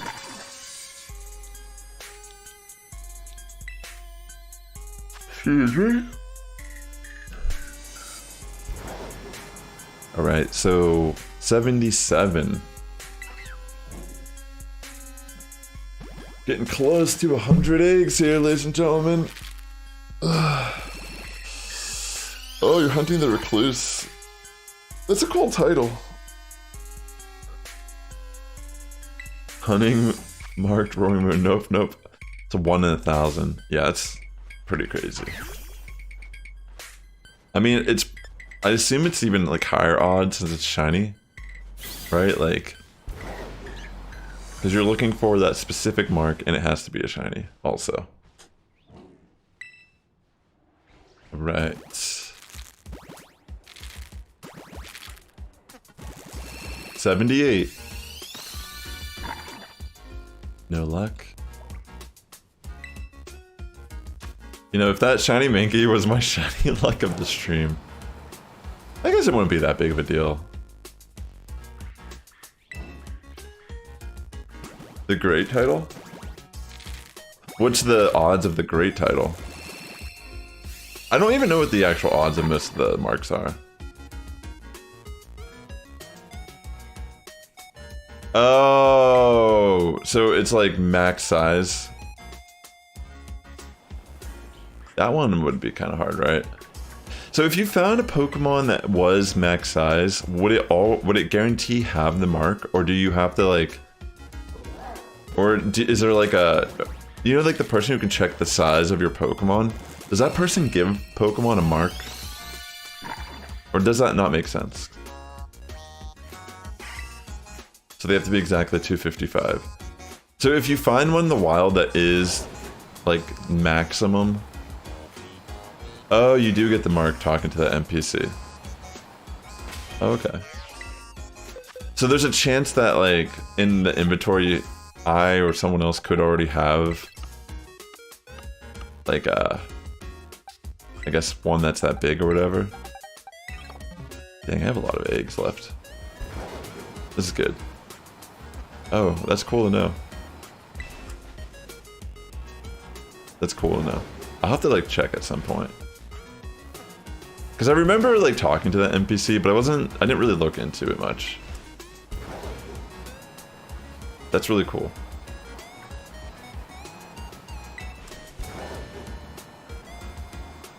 And it's the same for tiniest, right? But I assume the title is different for tiny. Like the tiniest version of a species. Whoops. Let's run away.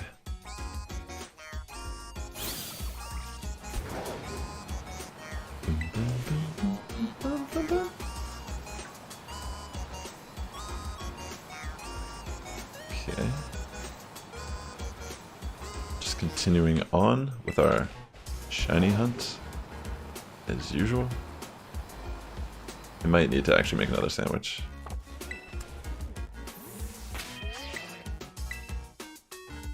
Let's get that made.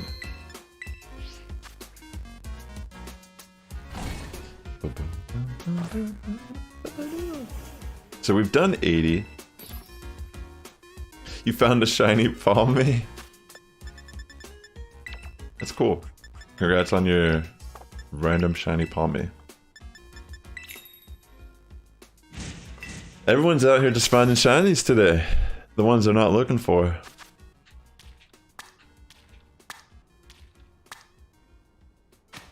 Alright, let's make this great peanut butter sandwich and continue on hatching.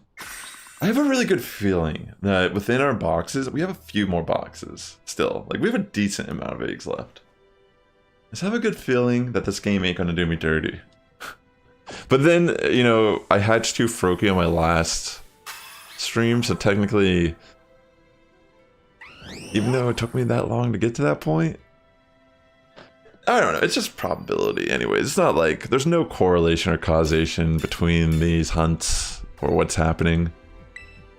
It's all just chance that I'm lining up with these RNG seeds correctly. I mean, the more and more you're just kind of like wandering. Like, I mean,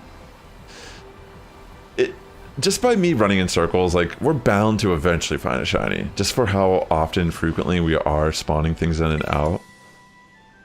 I'm sure there's been a shiny or two that I've missed, even in the desert, because I don't really pay attention to some of them as much.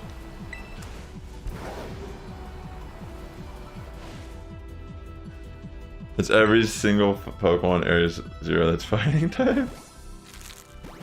Alright, 81. Come on. Okay, no shiny.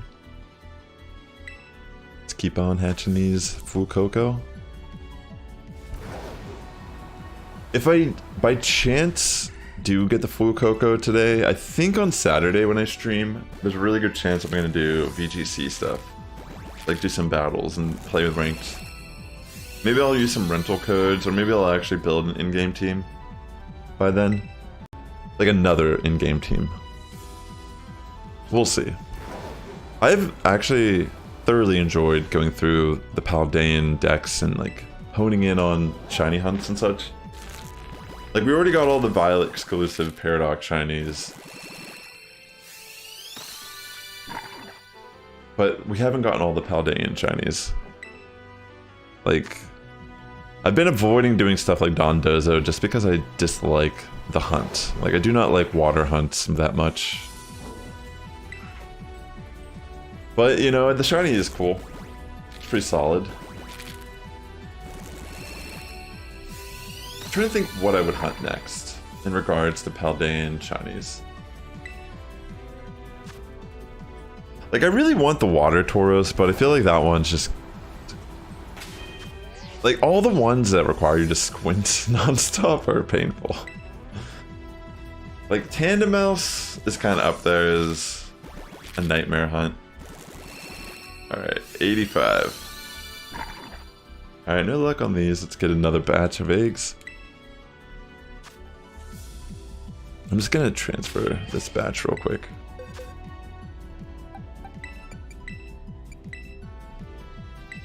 The Palmy was marked. That's kind of hype still though. Or do you already have a marked Palmy? It's crazy how that works though, right? You're like sitting here straight up trying your best to optimize Slitherwing. That's kind of crazy that you've caught in that many and you still didn't get one with mark on it. I will admit, like, that's kind of intense.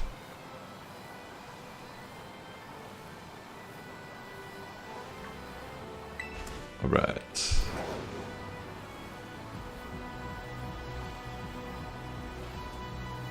You know, sometimes it's not a bad idea to take a break or come back to it, but I feel you. Like, when you start doing the same thing for a long period of time, it's good to switch things up. But I mean, if you've been finding them so frequently, I'd say like you're just bound to get it. Like, you have to get it. Like, there's no way you're not gonna get it. Because you're not gonna give up. You might have 100 shiny Slitherwing by then, but I promise. But yeah, I know the feel, and like switching things up sometimes, or maybe I'm just taking a break would be good. That's why, like, even though the Froakie hunt was 1,502 eggs, it wasn't terrible because I split it up into 8 different streams. So by the time I was losing my mind, I was done with the stream, and then I could like, and then every new stream I felt helpful and energetic, and then, you know, if you stop, it won't show up. Exactly. Yeah. Yeah, it's true. All right, 87. Excuse me. Will it be a shiny? Will it be shiny?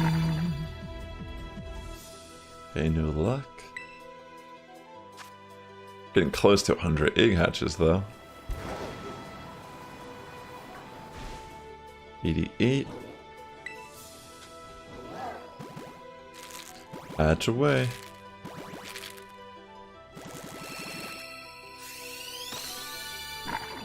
Okay, no luck with that. We have 2 more egg hatches for this batch. We'll see how lucky we get here. 89. 89. Come on, be a shiny.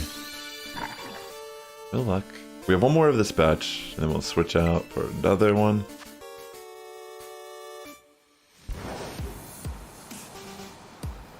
Yeah, I don't know. It's a tough one. I mean, again, I really hope this doesn't turn into like another 1,000 egg hatch. But hey, we're trying our best. We're doing the things that are required. Checking off all the boxes. Do I have eggs? Check. Am I hatching the eggs? Check. That's all I can do. I'm just gonna grab some random ones. Just get on our way.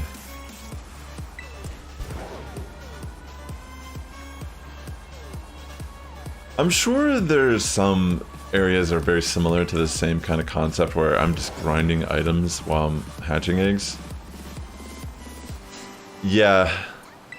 I ended up hatching 2 shiny Fuecoco. They were all from the same batch, but I ended up like not hatching all my eggs on stream. But then when I had to clear out, when I was clearing out my eggs so I could have room for this hunt, I ended up hatching a second one. And I'm giving it to Mr. Joe at some point. Mr. Joe, the mod. I was gonna give it to like a viewer, but then it was like, I wasn't really sure how I would determine who to give it to. And then I thought like, well, Mr. Joe, he missed the Greninja event entirely. Like he didn't even catch the mightiest marked Greninja. So I was like, maybe I'll just hook him up with my extra shiny. You missed it? Yeah, Joe's awesome. Bro, what? Do you need a Fuecoco at all? At least? With protein? Dude, that's rough, man. I wonder if they'll bring back Charizard and Cinderace and Greninja at any point. Do you think they will? Because it feels like it's possible? I don't know, it's like really confusing. Yeah, maybe they won't, because Pokemon tends to be some... Yeah, maybe you're right. They're not going to cycle back to those raids. They'll probably like... Because I mean, if you're looking at it like there's a unique mark that we gain from these raids, they're probably just going to keep moving forward after the 2-week cycle that they like kind of alternate. Let's just say you had a busy couple months. Hey, I understand life gets, you know, life happens. You want Swampert? Is Swampert confirmed in a transfer in? Because that'd be sick. 94. Alright. I mean, I could see them doing like Chestnut or like, what's it called? I can't remember its name right now.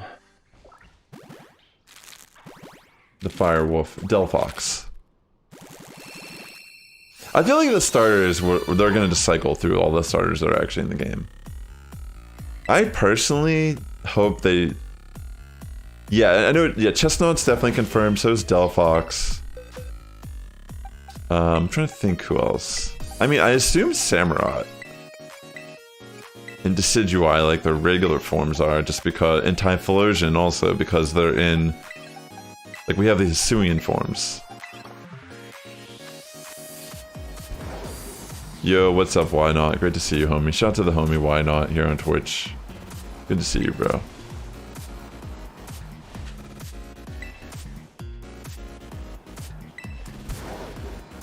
Yeah, I'm not entirely sure.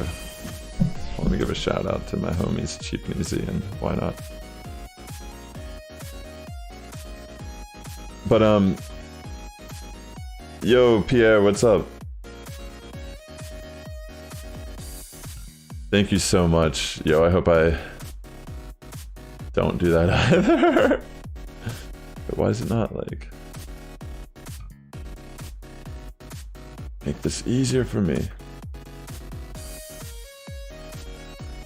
There we go. Well, in regards to like what we're doing, we're just kind of hatching. Like we're just hatching for a shiny. Beanie, welcome to the stream. Great to see you. Oh wait, are you guys friends on Why Not? I have a feeling you're both friends with Why Not. You're from the Why Not community. Bonjour. Je m'appelle Sass. Tu es très fantastic. You know why not? Ah. Alright, let's keep going. No problem, yo. Still a little upset I wasn't more proactive about going to Las Vegas. A lot of the people in my factions group for Pokemon Go are going to Las Vegas for that event, the Hoenn event. So yeah, I mean, could have even like carpooled with them if I wasn't planning on going with my girl, but I'm sure she would have wanted to go if I was going to Las Vegas.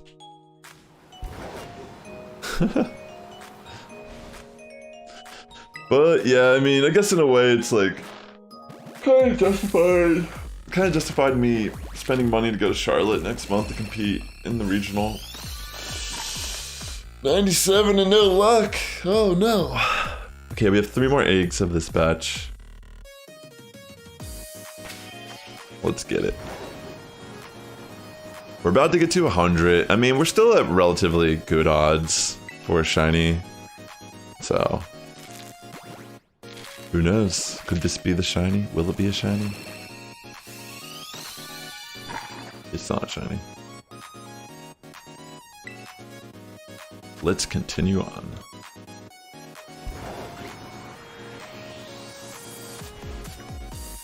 Please don't run into me.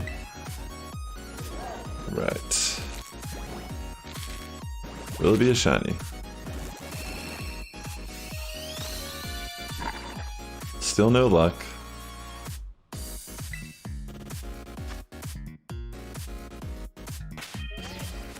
One more. This is our 100th egg hatch of the stream. Can it be a shiny? Will it be a shiny? Dang, actually, I don't even know if I can hatch through all my eggs before I gotta go today. Because I have to make sure I'm like available for whenever the tournament tickets or whatever go live, so I make sure I get myself a ticket and register. I'm sure I'll get in. But yeah, I mean, it's definitely like intimidating, but I kind of just wanted to double down on competing in VGC this year. It's been a dream of mine to do well in a tournament. I mean, this is the most serious I've taken VGC in a long time. And I kind of looked at it like, go all out and kind of move on after that. Like, I'd probably still play ladder and play the game on that level, but like competitively, but I don't know if I'll like try to go to tournaments and such. Like, I might just be like a ladder board player after this cycle. We'll see how I feel. But like in my mind, I want to at least give a big hurrah, like a real effort in trying to do well. Because in San Diego, I got my butt handed to me. But it was a mixture of like not really playing as good as I could have, and also my team could have been a little bit more consistent. Like, there's a lot of ways that like I could have improved making a team that I learned by doing that tournament. So hopefully I can apply what I've learned from my first regional this cycle to the one I'm going to do in Charlotte. Even though the formats are entirely different, hopefully I can perform well, and I will at least do Fresno towards the end of the world cycle this year, but there's a chance I might try to do like Portland or something also. So either 3 more or 2 more regionals I'm going to attend to give it my best chance to like compete, go to worlds. But I mean, it's honestly not easy at all. Like, every tournament's been like 500 plus competitors. And it's like, that's like the best of the best, you know what I mean? 1 or 2. So we'll see what ends up happening. Definitely gonna give it my best effort though. I mean, I wasn't even planning on going to Charlotte originally. Like, it was gonna be like Portland and then Fresno. But I just had this desire to compete in one of the formats that's occurring during Series 2. And I saw that one, I looked at the plane tickets, and I'm like, I found a round trip ticket for like $300. And I'm like, well, that's actually really affordable. So I already bought the ticket. It's just a matter of like securing my spot. And then I have to get like a hotel or Airbnb booked. But yeah, that's fine. As long as I have my plane ticket and I get registered, like an actual spot, I should be good. Thanks, bro. I really appreciate that. Like, I actually do feel pretty confident in myself. It's more a matter of like actually just putting the time into it, because like that first tournament was a lot more nervous inducing, because it was kind of hard to know. You know, it's kind of hard to know when, like, what the game, like what the format was going to be, like what was going to be top tier, etc. Like, I think even still now, like even top players are like struggling to know what they should be doing in these tournaments. I highlight my song the other, you were amazing. Oh, I didn't highlight it, but the VOD will be up forever on my YouTube channel, for example. On my Daily Sassifrass YouTube channel, that song I did in the stream will forever be a part of that stream live. That's awesome, Chief and Easy. I'm glad that like it excites you too. Because that's what it really comes down to, is like I keep playing these games and making content for them because I do just love Pokemon. Like, I moved it a little bit away from Go, not because I'm done playing or making content for the game, but I don't know, I was like so hyper-focused on GBL content for a while, and like, I don't know, I just stepped away, and consequently, like, not really playing much. I've like gotten pretty rusty with the game, but I'll admit, like, I just feel way better not really dedicating that. Like, well, no, it's hard to explain. I still enjoy battling in the game and such, but I think the issue is like feeling like I had to push the leaderboard and play every day was what was killing me. Like, because that's like almost 2 hours of my day every day that was like strictly just dedicated to grinding that game. And that wasn't really a healthy relationship, I felt like. Even if I was making content out of it, I didn't find it to be that like fulfilling. And it's good to have a different like approach to what I'm doing these days. Like right now I'm like trying to build up my channel in regards to like Scarlet Violet. So if you're watching and you've enjoyed the content, you're hanging out, I really appreciate you being here. I mean, it means a lot to me. You know, it's been really chill. I've enjoyed the conversations and such. I mean, I sometimes struggle with consistency on Twitch, but for the most part, I've been pretty good at being on time for these streams and doing them. But yeah, it's been ranging from like shiny hunting to VGC in this game specifically. But like, this is like a situation where I'm breeding a shiny, but I'm actually looking at it as like a competitive Pokemon. Like, I'm breeding for competitive Skeledirge. So, I mean, regardless, this is how we have to breed the shiny for this Pokemon as of right now. Like, there's no other way to get it. But I'm also like taking into account that I want to use this in battle. So I'm making sure that attack stats 0, because as a special attacking Pokemon, generally you want to make sure you give them 0 attack IVs. It's just kind of like the standard. There's no reason to have attack invested in a Pokemon that is especially offensive, and it will benefit you in a lot of matchups. Like Foul Play, especially here. Like, Foul Play is a dark move that does super effective damage to Skeledirge. So if I have lower attack, it'll actually do less damage, because Foul Play's damage is actually based on the target's attack stat. So whenever like Murkrow uses Foul Play, say, this is the best example. Say a Garchomp uses Sword Stance, and then Murkrow uses Foul Play on it. It could almost one-shot Garchomp, because it takes Garchomp's attack stat, which is now +2 from Sword Stance, and that's how it calculates how much damage Foul Play is going to do to Garchomp. So yeah, like there's a lot of scenarios where like even Murkrow with foul play is like actually like really good. Like you could just sit there and like hit foul play and remove stuff on the field. Garchomp actually is like a really good example of that because you'd be surprised how Murkrow can just remove Garchomp from the field.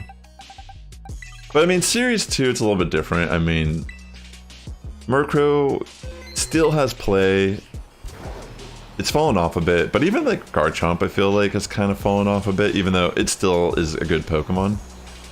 Mainly because Great Tusk has become viable. It's allowed in the format, and it's one of the best ground types currently allowed in the game. It has Headlong Rush, which is a single target ground move, which is honestly like really huge for ground types in VGC.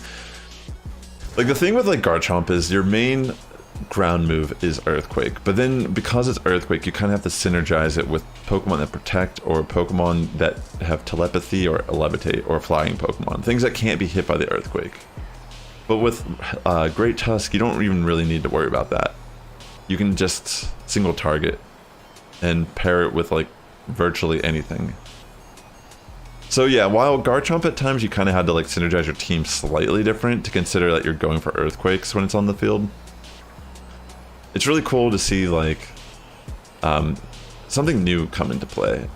Like some people would arguably say Great Tusk is like probably one of the best Pokemon currently in the format. For that reason alone, is ground tends to be relatively good offensively, and there's not a lot of options for what you would run as a ground type. All right, 111. I mean, you could run like Gastrodon too, but it's like you wouldn't run it for the same reasons. You know what I mean? You're not running Gastrodon to be like a hard-hitting ground type. It has a little bit more of a nuanced role on your team. All right. 1,000. I mean, 112. I was 1,000. Imagine.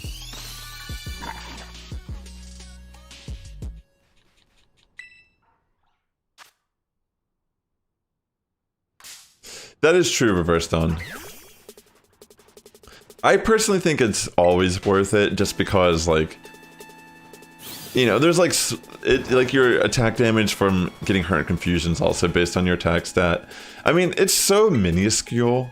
Probably this, like, it's very situational that it would actually matter, I'd say. But yeah, I think like that's a good argument to make, that like the actual typing of the Pokemon maybe matters the most. Like most special attackers tend to be weak. Excuse me. Like they tend to be weak to dark types. So that's like one of the reasons why, like, you know, it just seems like a good rule of thumb. Okay, 114. Will it be a shiny? Still no luck. Fairy does resist dark, true. Those are the only two scenarios I can really think of why you would want to go for the zero attack. Is the confusion, which is kind of rare in VGC. Like, I mean, there's the occasional hurricane confusion, but I can't really think of many people that, like, I can't think of any tech really that like optimizes or like uses confusion. Like that's just like RNG. Foul play is the more consistent, and even foul play, I feel like, still very situational if you'd see it or not. Like Murkrow, there's a good chance it'd be running foul play, but like what else would have foul play? Like maybe Klefki. Does Grimmsnarl get foul play? I don't even remember. Sombra, what is up? Shout out to Sombra, homie here on Twitch. Give a shout out to her as well. I didn't know you were. I needed to tune into your streams more, Sombra. I didn't even realize you were like playing VGC. That's really cool that you're going to be competing for some VGC. What was it, Fort Wayne? Is that what I saw? That's really cool. You don't like the TCG format right now? You know what's kind of crazy? Like, At Knoxville and Wayne. Oh, you're doing both of them? Wow. Well, coincidentally, we won't be competing at the same tournament. I'm down to like scrim with you then, since we won't be at the same tournament.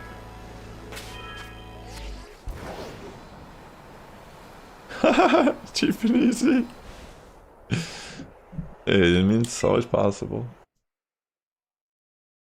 It's kind of interesting though, because like, if some of you don't know much about me, I put out a lot of content. Like, I used to stream Pokemon Go like all the time. Like, I actually built my Twitch stream doing mobile Pokemon Go streams, and this is way before PvP was out. And then I started doing PvP streams and such, and I was like pretty big in the community. And I have a YouTube channel actually that's like, you know, I'm not streaming on it or whatever right now. I haven't put content on it, but yeah, I like tied for 9th place in the internationals for Go in its first cycle, but I just didn't really. You'd think like I'd want to double down and like go to Worlds for Go. Like I probably could, honestly.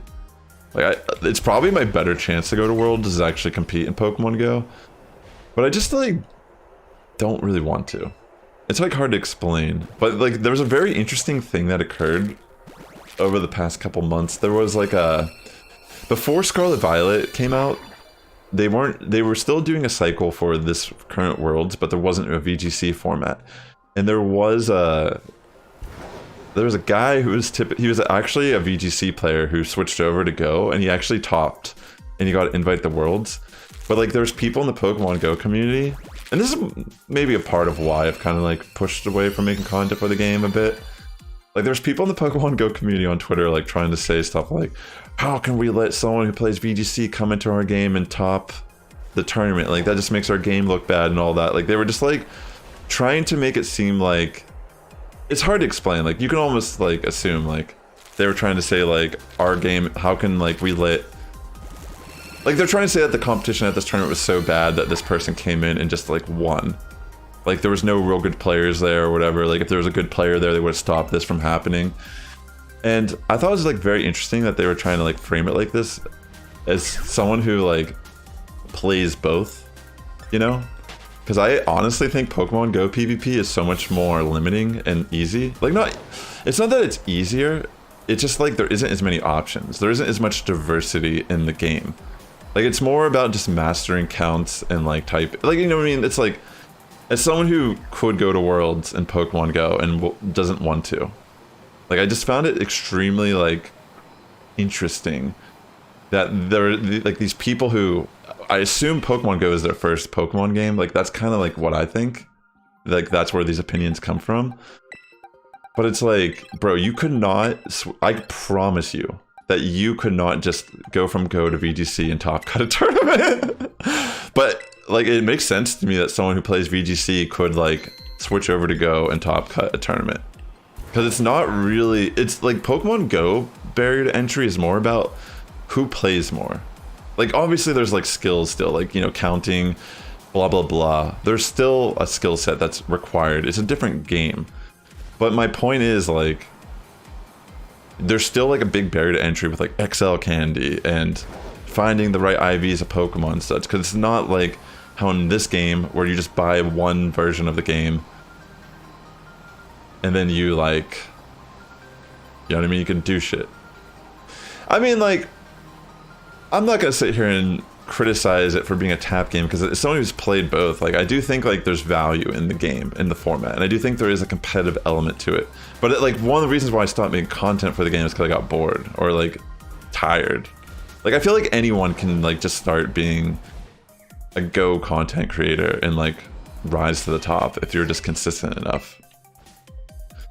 But like the whole point I'm getting across is like, I thought it was really toxic that like these people were on Twitter saying this stuff, and it's like it just showed how little they know.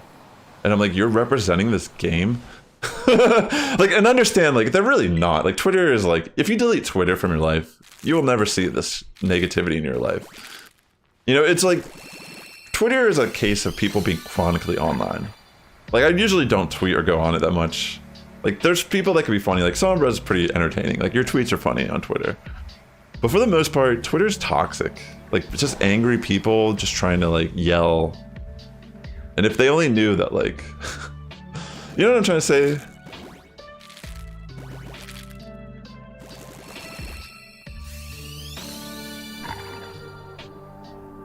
Well, all I'm trying to say is, like,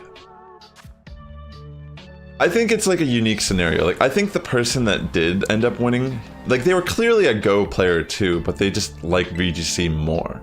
And it's like, they were labeling this guy as like a VGC player that came over to Go and won, but like, I don't know, like, I didn't understand how that was a bad thing.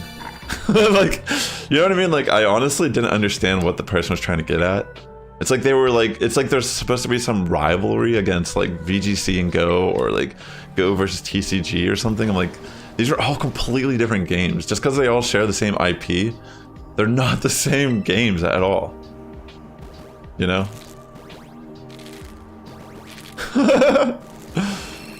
Yeah.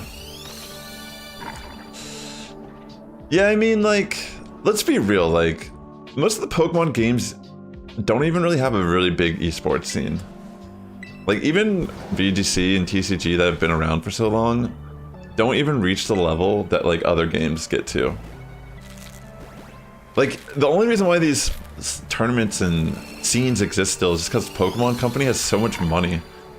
Like, obviously there's a community that still loves to attend it, and there's still, like, hype. I think there's a lot of people playing Scarlet Violet right now, which I noticeably can feel that there's, like, this interest in VGC, unlike, like, last generation and such. But, like, yeah, it's like, if you look at, like, the viewer count on Twitch and stuff, a lot of times, like, yo, if you're not reaching 10K viewers, like, that's not like a relevant game. Like, not to be whatever, like, that's, like, how I honestly think about it. So it's like, a lot of times we're just kind of, like, doing it because it's a community-based thing. Like, the community is big, but, like, it doesn't mean that this esports scene is, like, bigger than other esports scenes, because it's really not.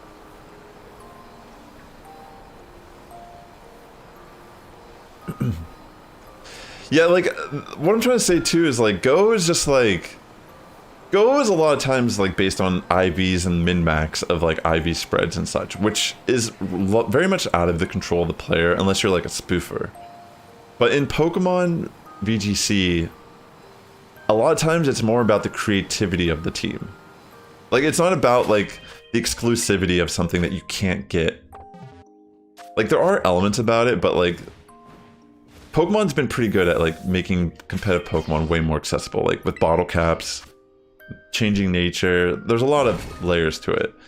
But in Go, it's just, like, you have to, like, have the right stuff. Like, you might have, like, a XL Azumarill, but, like, you might lose the mirror match to the other Azumarill. And yes, that's extremely situational. But, like, it's, like, way too much math at times. Like, I don't know how to explain it. Like, I enjoy playing Pokemon Go casually. I think it's still, like, a fun game when I don't take it that serious. But yeah, it's, like, I don't know. I just personally enjoy VGC more. Like, I got so I would get angry. Like, I get really upset and mad at Niantic and Pokemon Go when I play it all the time. And it's like, what's the point? Like, it's never been, like, that game was never in a place where it was, like, in the perfect state.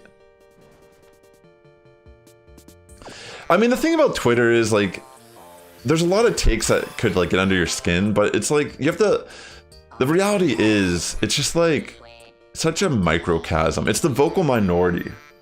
Like, it's not, those aren't real people. Like, when you look at stuff on Twitter, it's like, these are not real people. Like, how could you have such a bizarre take? Pokemon won't market its competitive scene. It won't let players take on official sponsorship, and it won't support some events. Yeah, that's a good point. Like, I mean, it's why, like, other esports organizations, like, they're very controlling over their IP, so it's actually really difficult for other organizations to get involved as well. Like, I remember, like, seeing this distinctly with Go, as it was, like, starting to become, like Go went on their first cycle last year. And I remember, like, there was, like, Mazer, or, like, other groups who were, like, really interested in, like, creating, like, an esports side and, like, getting players and sponsoring them. But when they realized, like, the Pokemon Company isn't about that. Like, you're not allowed to wear your jersey on stream or whatever. Like, there's a lot of layers to it. They realized, like, there's really no point in, you know, having like a section for these games. So they pretty much like dropped out and stopped. So most of the people, it's like grassroots communities that are like pushing these tournaments and such. Like there's no real like organization that's like able to like monetize and like be self-sufficient, that's like able to kind of like be a part of the Pokemon cycle. It's all controlled by Nintendo. And I mean, like, Nintendo doesn't really do justice to any of its like scenes. Like, I think Splatoon never really got justified. I mean, what's another one? Smash Brothers. Like, I mean, that's like the most notorious one, right? Like that community does so much. Yeah, no, it's true. I mean, it's one of the things that like I think about sometimes too, making content for Pokemon, is like, I tend to be, it's like a really weird place to be, you know? It's like, is it dumb to make content for Nintendo and Pokemon? Because if they didn't like me, they could legitimately just erase my stuff. Yeah, they don't like, it's weird, right? Like, they tend to just like hurt the Smash community more than like help it. So you're into Smash Bros. That's cool. But yeah, like, I have a lot of friends that are really into Go, and like, I'll always have a soft spot in my heart for Pokemon Go and like what it's doing. But I feel like with some of the people, yo, what's up, Ada? Great to see you. With some of the people in the community and such, it's just like, yeah, like, I just have a very unique experience being like a content creator in that space for like a few years. Like, I would arguably say like I'm well known. Like, most people know me by name. But like, it's not like I'm sitting here like trying to, it's not like a matter of flexing it. It's just like, I'm just trying to say that like, I'm literally starting from the ground up again, like with what I'm doing here on my stream. But like, that's okay with me, because the way I look at like making content on the internet in general, like, even if I don't have the most viewers and such, like, I don't mind that. Like, that's not why I'm here. Like, if I was all about the viewers, I'd still be making Pokemon GBL content, you know what I mean? Like, legitimately. Like, it would be pretty obvious. But I generally have just been so much happier, like, hanging out, playing Scarlet Violet, getting back into VGC, being creative in the Pokemon world. It's been a lot of fun, yo. Great to have you Ada, by the way. Hope you're doing well. So far, no luck on our Fuecoco shiny, but we still have a decent amount of eggs. But yeah, this hunt's been, you know, it's been pretty good so far. I've been enjoying the conversation. Like, I even put out like a video last year, or maybe it was the year before, I don't remember. Like, I actually put out a video on my Pokemon Go channel talking about how I didn't want to be the best battler in Pokemon Go, which you'd think is probably like, maybe it's like a video that you shouldn't make if you're trying to like build your audience. But I was just trying to make the argument that like, there's so many people in that community that obsess over being the best battler, and they like gatekeep the crap out of the community. But it's like the game isn't even in a state of working properly. It just like feels very strange.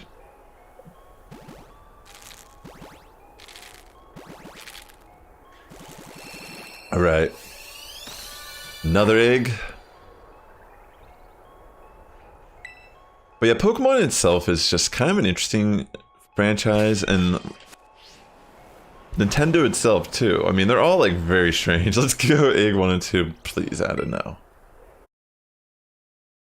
But yeah, I do appreciate people hanging out and such. I mean, it means a lot to me. Like, your support, you talking to me, you being in the stream.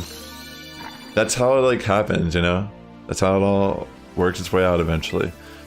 But if you want to know the best way to support my content, that I genuinely believe, at least at this point, like, supporting my daily Sassifrass YouTube channel. Like, I stream to both channels when I do these streams. And it's like, yeah, I care about Twitch. Like, I'd love to build up my Twitch channel. I still care about it. That's why I still stream on it. But, if you really want to like help out my content, like, YouTube's just better at helping smaller creators grow. And I have a lot of archived content on my daily Sassifrass channel. You know, all the watch time, all the likes, all the comments, that stuff like is there. It helps me in the algorithm. Twitch doesn't, there's no algorithm on Twitch that benefits me as a small content creator.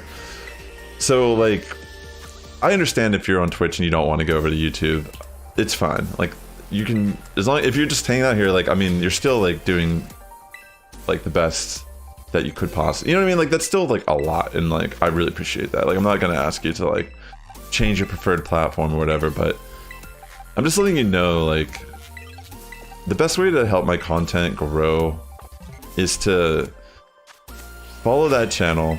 I've been posting on it daily, mainly like short form content. But yeah, if you like hook up my watch time on my live streams, if you like my videos, comment on them for the algorithm, that's all I ask, that if you're like interested in helping my content grow more. Because that channel has been growing. Like I started it out of like kind of being stuck on my Pokemon Go channel, and I'm just at a point now where I'm like really enjoying like what I'm doing. I appreciate that, Ada. Good luck on the cloth eggs. Yeah, I mean, the little, like, honestly, like, it's fine, you know? Like, everyone has busy lives. I know people can't make every live stream and such. But, like, whatever you're doing, like, even if you're just hanging out on Twitch, like, that's still really valuable to my content and growth. So, don't feel like if you're just watching on Twitch, like, you're not doing as much, because it really, like, you just being here is, chatting me up is making the stream better. It adds, like conversation, and makes it a lot easier for me to, like, keep the conversation dialogue going throughout the entire stream. Like, I feel like I'm pretty good at, like, even with the low viewer count, like, talking and keeping it going, you know, keeping different topics flowing. But yeah, I mean, just saying, Daily Sassifrass on YouTube. If you go to that channel, and even if you start watching my live streams there instead, it's insane how much watch time, like, watching on YouTube, like, changes. Oh, thanks, Ada. Appreciate that. I almost forgot about that, but how could I forget about that? Ada found a Flittle with no attack IVs last night, which is pretty insane. A shiny one. So that could be a potential competitive shiny Esparthra. So she's gonna trade it to me. It has no special attack also. I mean, we can just bottle cap it. Yeah. Yeah, you know, you know. I just want to say, Ada, I really appreciate all your support this generation. Ada's been the GOAT on hooking me up with, like, competitive items and such. She's more of, like, a casual collector. So she hasn't been using her Terra Shards at all, and she's actually gone out of her way to zero IV hunt Pokemon for me. Like, how many self resets was it for Gimme Goal for you?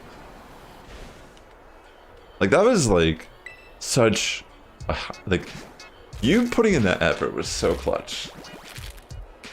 Like 40-something resets.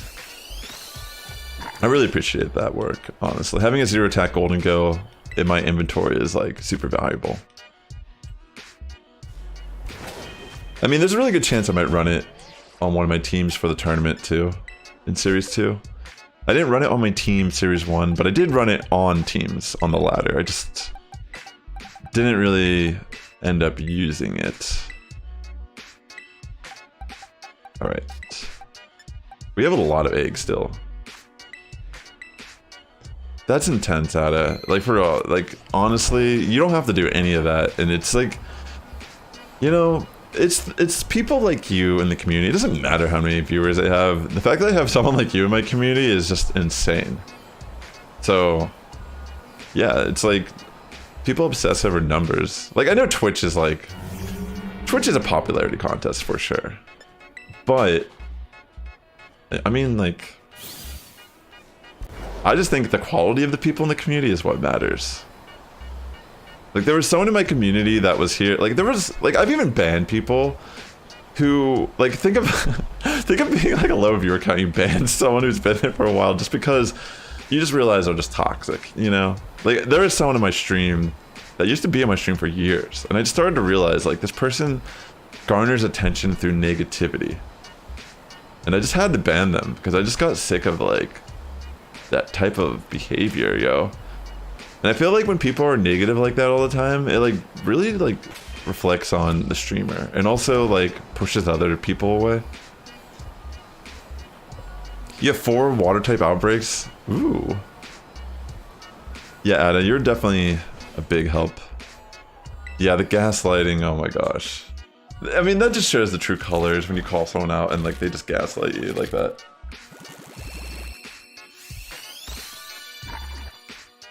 Like, I'm an inclusive person, you know? Like, I don't judge people unless you're an asshole. like it takes me a while to kind of like it takes a lot for me to, like, kind of dislike you. Yeah, exactly, cheap and easy. You know exactly what I'm talking about. Like, I'm not gonna act like I was perfect either. I feel like maybe I was the reason that person even, like, acted like that at one point. You know, like, I reflect on some of my old streams and I'm like, whoa. I want to be different. It's cool, you know, growing. Trying to just be a better version of yourself. You judge silently? I mean, that's okay. I think everyone judges silently. It's natural to do that. You find it hard not to be an asshole?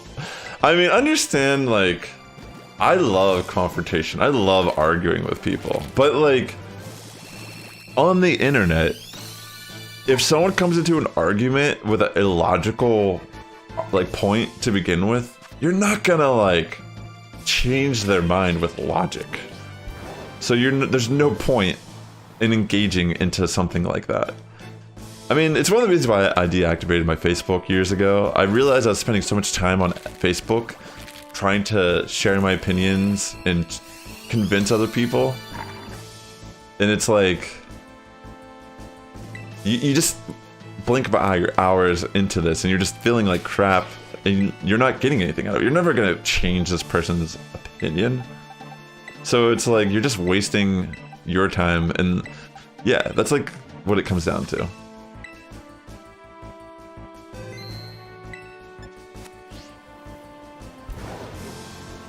That sounds stressful. That sounds stressful, Ada.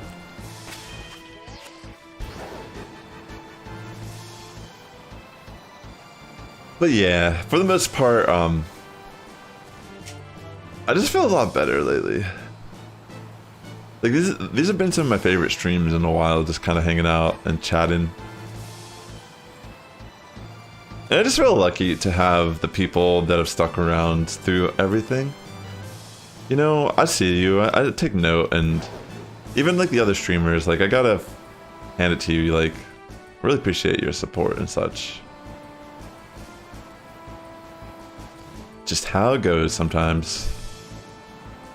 Like, for example, you know, like, I played in a band when I was a kid. Well, not a kid, like 16 to like 20 something. I played in this like ska punk band. And I still to this day, like, feel like we could have gone somewhere with that band. And I listened to the album we put out, I'm like, wow, this still holds up to this day. But I work with someone at my current job who's a beatboxer, okay? Like, young kid, actually really talented, like really into like EDM, and he like beatboxes. And I decided, like, I wanted to try to like jam out with this kid and like try to like just like mess around, write fun songs and like see what happens, like maybe record some stuff. Because I realized, like, it's easy to sit here and think about the things that already occurred and like the ups and downs in your life and think, well, that's the best it's ever going to be, or that's what it's going to be. And you always want to like, it's like you'll just start living in the past. You'll start thinking about these things, or you'll like try to find ways to rekindle those moments and like relive those exact moments. But sometimes it's more about keeping an open perspective and looking at the opportunities that are right in front of you. And that's what I was thinking when I looked at this kid. It's like, you know, I remember even when I first started making my band, like, I didn't like the sound that we were making. I didn't even want to have punk rock influence in the band. I wanted to be a straight ska band. And like, over time, It's like, I didn't like things I didn't like about what we were doing, I slept on it and then I like obsessed over it because it was like, this is our music. This is what we're making together. I would have never made this alone, but it's something unique that we've created together, and it starts to just like connect on a different level. And when you start doing that more regularly and you don't become attached to things, it's really freeing and liberating as a creative person. So that's kind of what I'm trying to say in regards to like all the like topics I'm like kind of touching upon is like, it's really easy to like be comfortable and stick to the things that work for you and all that. But like, you know, it takes way more risk to like go out of your comfort zone. And a lot of times it's way more fulfilling to do that and find out that like, oh wait, I would have never figured this out if I didn't take that risk. So yeah, it's a very like eye-opening experience because, you know, for all I know, like maybe like a year or two from now, I'm gonna be doing shows with this dude. You know what I mean? Like maybe I'll be like making an album with him. And it's like, I would have never, like if I didn't change the way I thought about music or be a little bit more open to the idea of like creating something completely different than what I already did, then maybe I wouldn't have even came to that conclusion. But yeah, it's like a just element of life, you know? It's really just about being out of your comfort zone. Flat or earth veganism, just don't even start a fight, you won't win. Yeah, I mean, exactly, like religion, like there's a lot of layers, like people are just never gonna agree. You can always spot someone who's being fake or someone, you can always spot someone who is fake or being something they're not, and if I get a whiff of that, I move on and then find someone else I can vibe with. That's chill, yo. You're taking the Switherwing break 4 sandwiches. Yeah, I understand, bro. Take a well-deserved break. I hope you have a little bit better luck when you resume your hunt. You got a lot of shinies, and crazy that you didn't get any with marks. Yeah, I think Slitherwing is such a... I think it's cute. Somehow they made this like really cute bug Pokemon. I was gonna say earlier, Cyanide, bug Pokemon is actually my favorite typing. I know you said that you like dragon types, but I'm a big fan of bug types. Like, I know they're not the best competitively, but I've always really liked the designs. Like, I loved Beedrill Gen 1. I like Scyther and Pinsir a lot, Gen 1. Hey, Trap Lord. Right now, I'm currently hatching for a shiny Fuecoco. I have a bunch of eggs that I prepared through the Masuda Method, and I'm just hatching a bunch of eggs. I'm currently on my 151st egg hatch, and so far, no luck.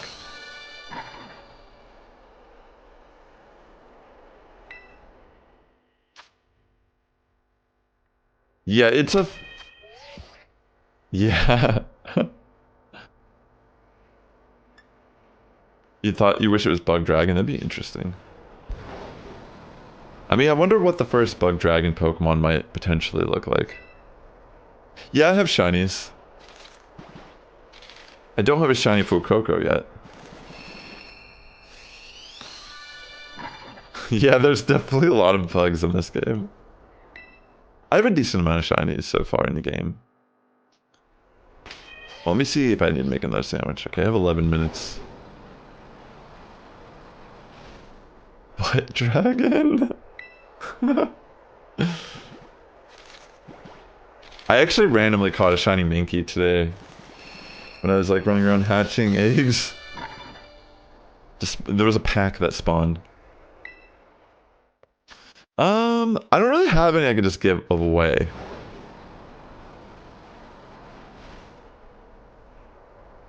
I mean,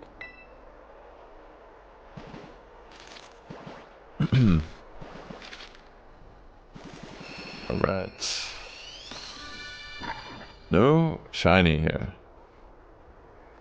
Whew. I really hope this doesn't turn into 1,000+ eggs again. Alright, sounds good, Ada. Yeah, I believe too. I believe that it might be here. I mean, we still have, I think, a couple more boxes full. Thank you, Cyanide. I mean, I'll take that, please. Anything. Any type of superstition at this point. Well, let me see how many boxes I have left. Yeah, I have a few boxes left. So, I mean, what, like under 90?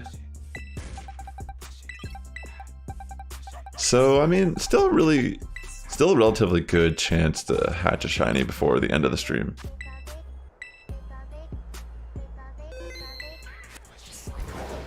Yo, Trap Lord, are you still there?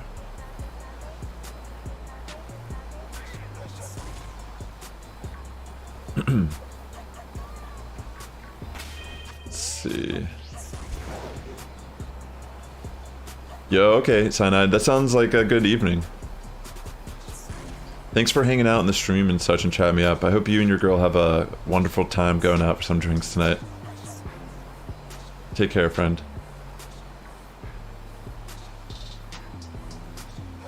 Let's see.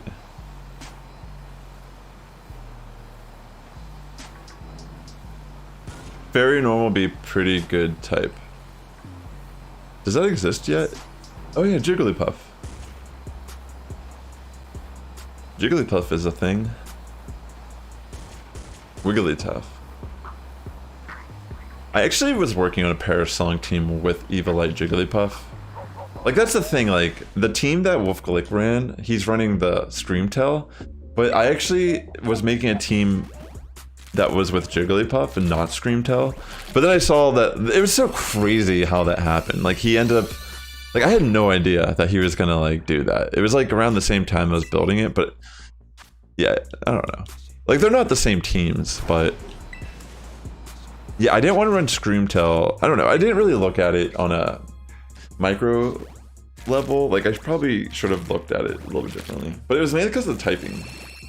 I wanted the normal parry type. And the Friend Guard ability, I thought was kind of nice to have for your supporting Pokemon. Because it was like the team I was making was like a pure Parasong team. Like, the whole team was only, it was like all about just like Parasonging. But yeah, it's I don't know. I didn't really build it in cart yet or anything, and I probably would experiment like fleshing it out more. It's kind of funny because that person Trap Lord, like, first of all, like, if you're a new viewer and you ask me for something, I'm probably not gonna do it for you. I feel like most streamers wouldn't, because like you never know. Like, I mean, like that person Trap Lord, like if they were still here, like I would actually, I was just about to say, like, I might give them my shiny Mankey I caught today. But they already bounced. Like, they were like, can I get a shiny? And they bounced after I didn't give it to them. You know what I mean? It's like, I typically never give anything to just new viewers in general. It's just kind of like a rule of thumb. It's nothing personal, but it's like, that happens all the time. Like, you're just like, people don't actually care about you or the stream. They just want something from you. Or they want to just be like on the stream. But yeah, like, literally, if that person just responded like a minute later, I was actually like, you know what, I guess I will give him this Mankey, I don't need it. It's just kind of funny. Yeah, exactly. I mean, I'm sure it works. It almost worked here. But it's like, I'd rather give the shiny to someone that's been in my stream multiple times, or like a loyal viewer. Like, why would I just give it to someone random? Unless like that was the intention of like what I'm doing for content, is like wonder trading away a shiny or something.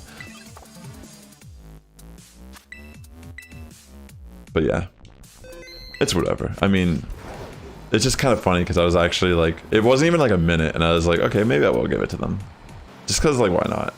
Sometimes, like, it can end up gaining you a viewer too, but just from my personal experience streaming for years, it doesn't really. It's one of the reasons why I don't do like giveaways and such. Like, I did one giveaway on my YouTube channel, and I don't think I ever heard again from the person that won.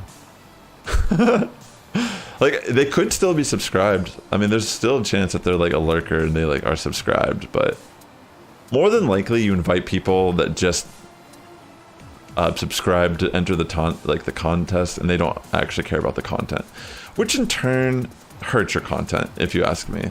Like, if you have people sub to you and they don't even watch your videos, that's not good for the algorithm either. Like, that's just how it is on YouTube. Like, if you're a subscriber of someone and their video pops up on your recommended, if you scroll past it, it actually hurts that video slightly.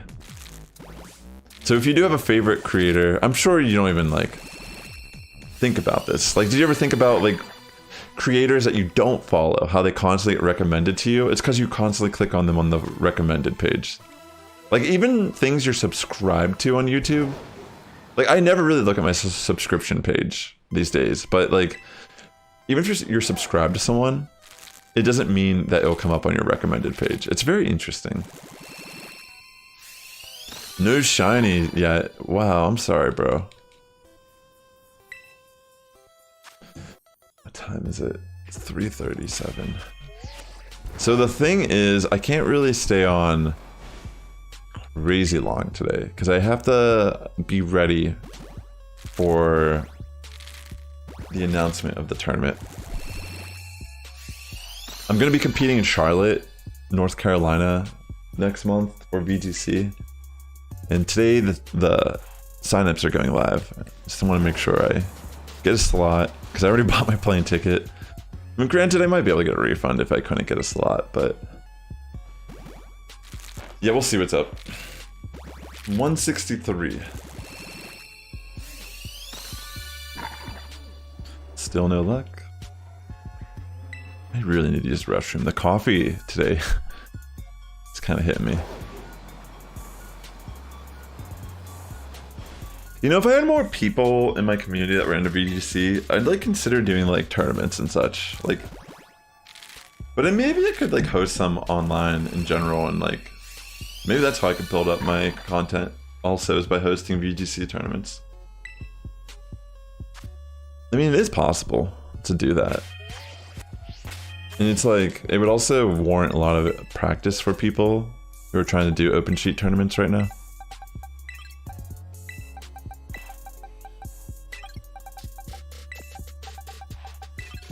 Okay, real quick.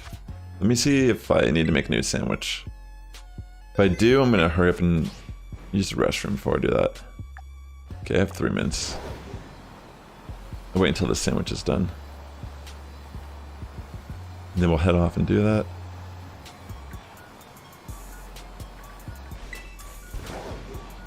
I might be able to stay for another hour-ish. We'll see. I think the slots are going live at 8 p.m. Eastern time, which I'm on the Pacific time zone. So that should be like 5 p.m. for me. And it's only like, I think it's close to about 4 p.m. here.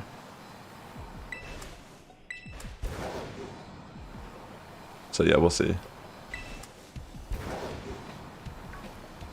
But yeah, so far, we've just been unlucky, but this isn't that bad of a hunt.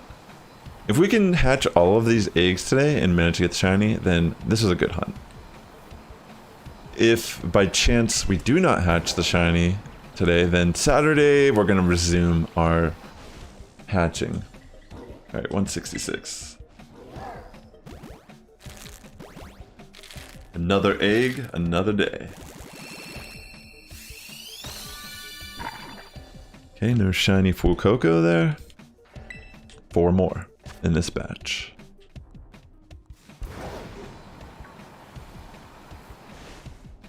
Right, 167. Will it be the shiny?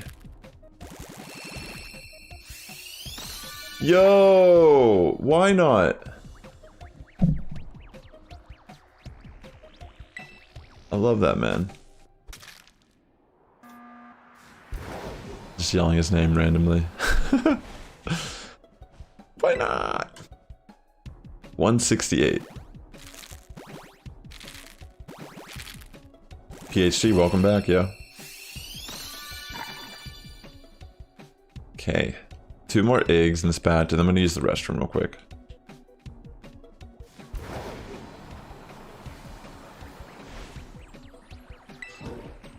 Okay, 169. Where will we go? Where will we go now? Where will we go? 1 more egg in this. Okay. 170. Sounds good, Ada. Great to have you. Hopefully you're enjoying your dinner. I'm sure you are. But enjoy yourself. Alright. So I'm gonna use the restroom real quick. I'm just gonna transfer these. Because I'm gonna have to spend a good portion of my time off stream transferring these anyways, and just a few moments here shouldn't be that bad. You're watching Puss in Boots. I wanted to watch that movie. I've heard it's really good. Me and my girlfriend were gonna watch it the other night, but it's like $25 to stream it. I was like, what? So we didn't buy it, but I do want to watch that movie. Okay, real quick. I'm gonna go use the restroom. Just give me like a minute or two. I'm gonna put the be right back screen. Again, really appreciate everyone helping out and talking me up and supporting the stream. Definitely consider subscribing to my daily Sassifrass YouTube channel. I post daily content there for the most part. Some tips and trips in the game. A lot of me just getting shinies, like short form content, like funny moments from the streams. And I've been streaming there recently. So if you're interested, definitely consider going there and subbing. I've amassed over 600 subs as of yet. And it's looking, I don't know, it's just been great building up that channel. But I'll be right back. I need to use the restroom.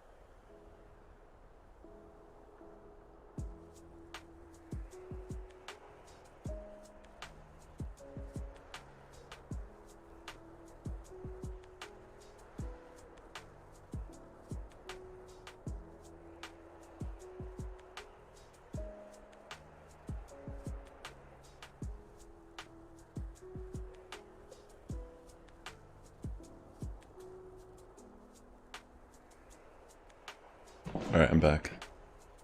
Thank you for your patience.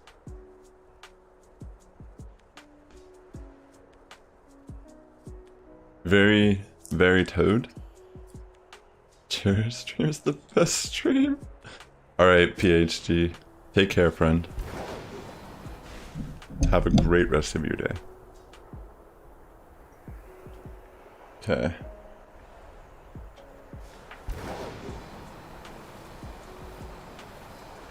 Let's continue. Oh wait, I gotta make another Sammy. Alright, let's get that grape peanut butter sandwich going.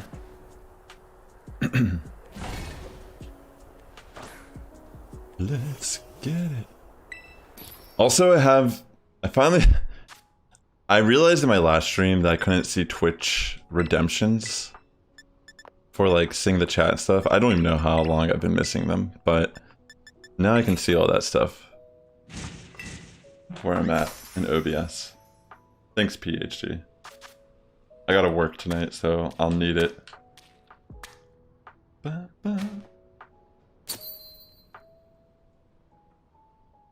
Right. Got our sandwich made. Let's continue on. So we've done 170 eggs so far. Not the worst hunt. My muscles are like so sore right now.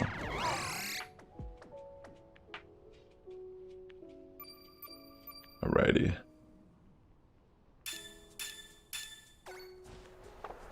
Alright, let's get these eggs going. But yeah, this is probably the best. I don't know if this is the best area, but this is one of my favorite areas. It's kind of open, and there's a lot of good items that we can collect along the way. Stardust, see, look beautiful. I mean, we still run into Pokemon occasionally just being sloppy or whatever, or them spawning in like that, but still kind of easy to avoid.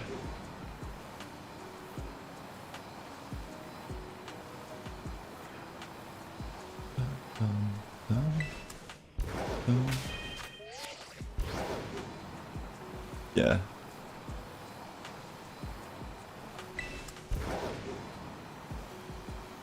Yeah, I think I might try to do a little bit more VGC streams soon, because we've been doing a lot of shiny hunting. Like, I honestly feel like I've done way less VGC on stream than I thought I would be doing, and I think it would be very beneficial for me to just, like, do more battling. Like, it's not a matter of, like I'm not worried. Like, nothing, it's more about just being accustomed to as many different Pokemon as I possibly can be before the tournament.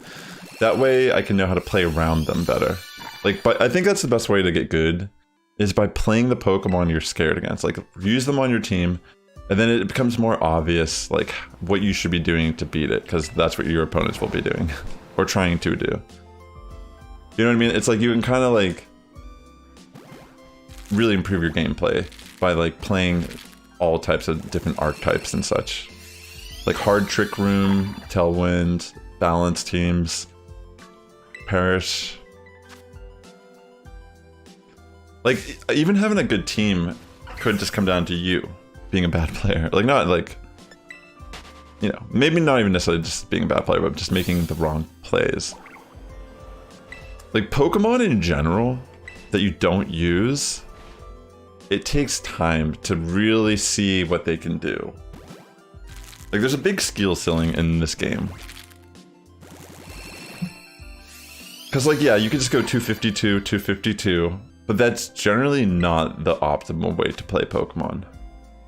Those are just, like, starting points. Like, oh, let me just go max. Like, even on Flutterwing, it's like most people will go, like, max speed, max special attack, 4 HP or something, right?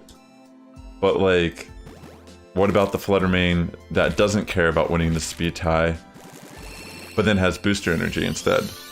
And they build the bulk out instead, so they can actually live a move from you. And then one-shot you in return. Like, there's a lot of layers to it. Like, arguably, balance is actually better. Like, being able to build out bulk to live a hit.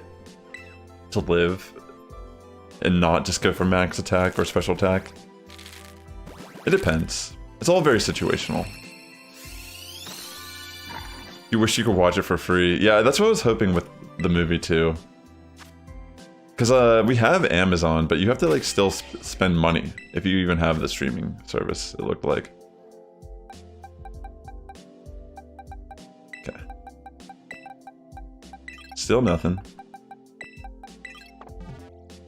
Let's continue on. But yeah, this area is so good. I'm getting that Stardust. Like, I have over 1 million, whatever this currency is, just from this alone. So.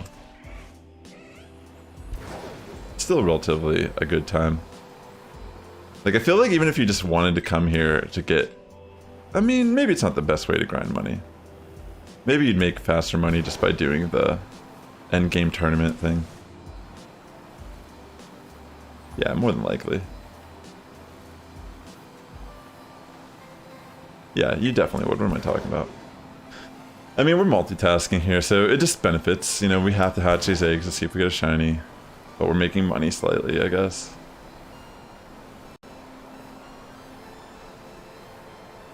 I like the music in this area too, but after a few hours it gets a little... What if I find more Western songs to listen to? Like desert-esque songs.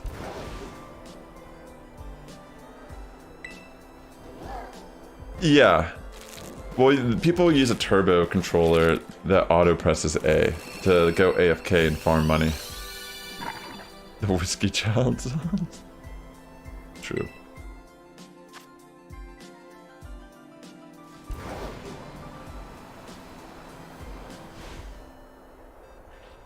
Alright. 177.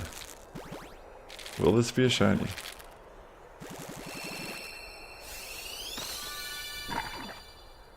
Alright, no luck so far.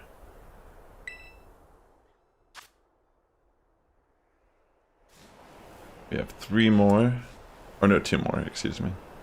No, 3 more. What am I saying? 178. Will you be a shiny?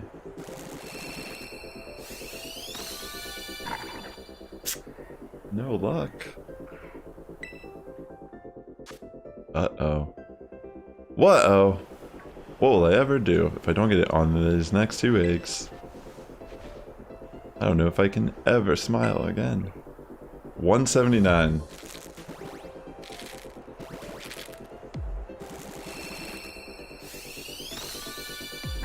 Dang, come on. Come on, Fuecoco. There's a part of me that does feel like we're gonna find it. But if I don't, guess Saturday it is. If this turns into my... If imagine this goes longer than Feroki. Oh no, that would be a nightmare if it did.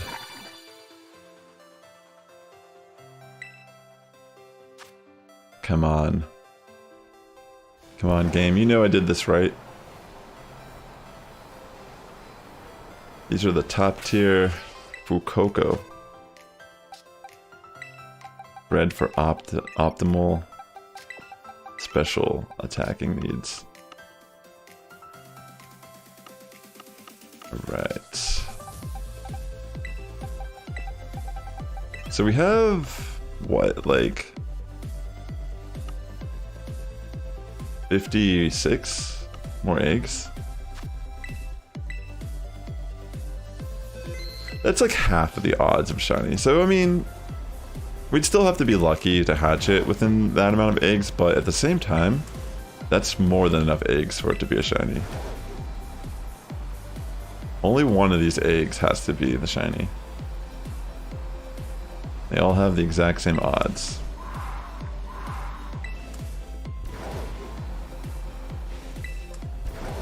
No matter how we've experienced or, you know, seen this occurrence in the past, any single egg has the chance. So it could be in our inventory right now, we don't even know. We're just walking that shiny Fuecoco and it's about to hatch.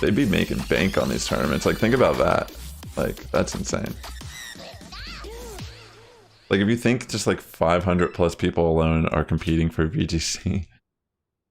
Wow. And there's a lot of people that play for TCG also. I mean, there's still people for Go as well. Sure.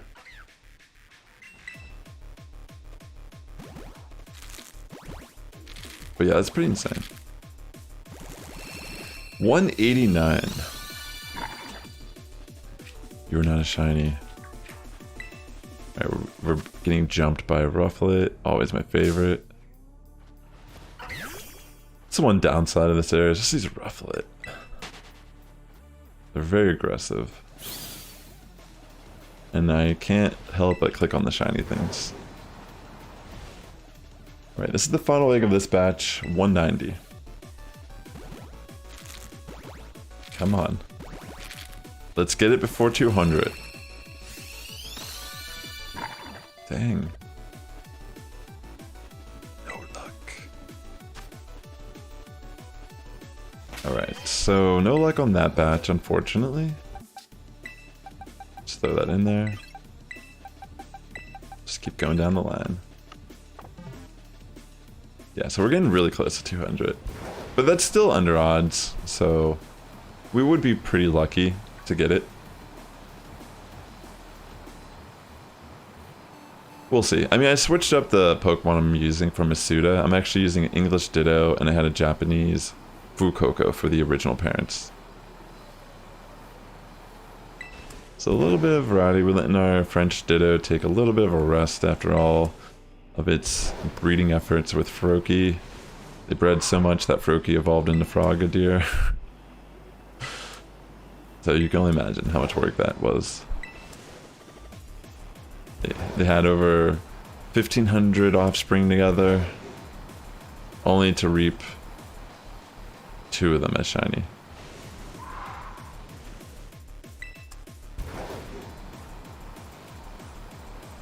Alright, let's just keep going.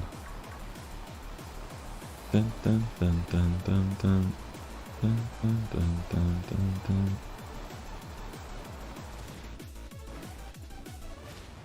Alright, this next one will be 191. Be a shiny. Be a shiny. Be a shiny. Please don't make me regret doing this. Okay, not a shiny. Please don't make me regret. Yeah, I do really need to buckle down and spend... Like, I have been practicing a lot off stream for VGC.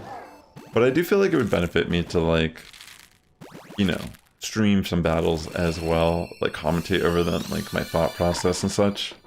Because I do think that would actually help me improve my game. So yeah, like, this is kind of like one of those hunts that we might have like stepped into a little more commitment than we were ready for right now, but I actually am going to use this Pokemon competitively more than likely, so it'll be worth it. It'll be like a flex to a degree. Whoa. Oh, excuse me. Right. But yeah, maybe after this hunt we'll take a break from shiny hunting for a bit and we'll try to get more VGC streams in. 193. Will you be a shiny? Dang. Nah, I'm good right now, Ada.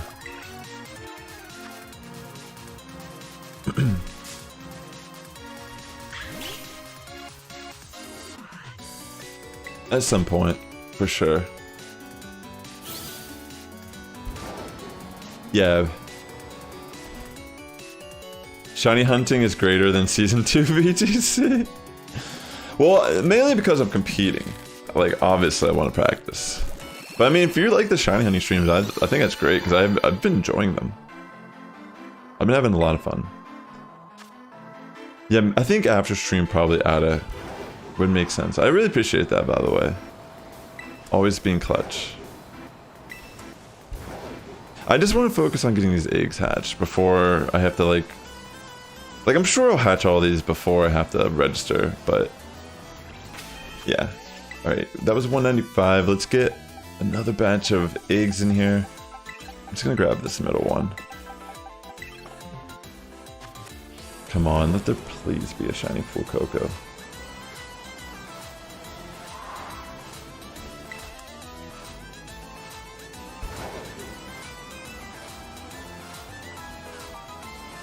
But yeah, I've been having fun in this game. I mean, everything I shiny hunt, I always try to optimize it if I would want to use it for competitive Pokemon down the line.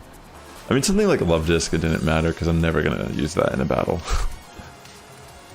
But yeah, like typically special attackers, I want to breed them for 0 attack. That's just how I roll. But I mean, this Pokemon, we have to breed it regardless to get the shiny, so... yeah. Alright.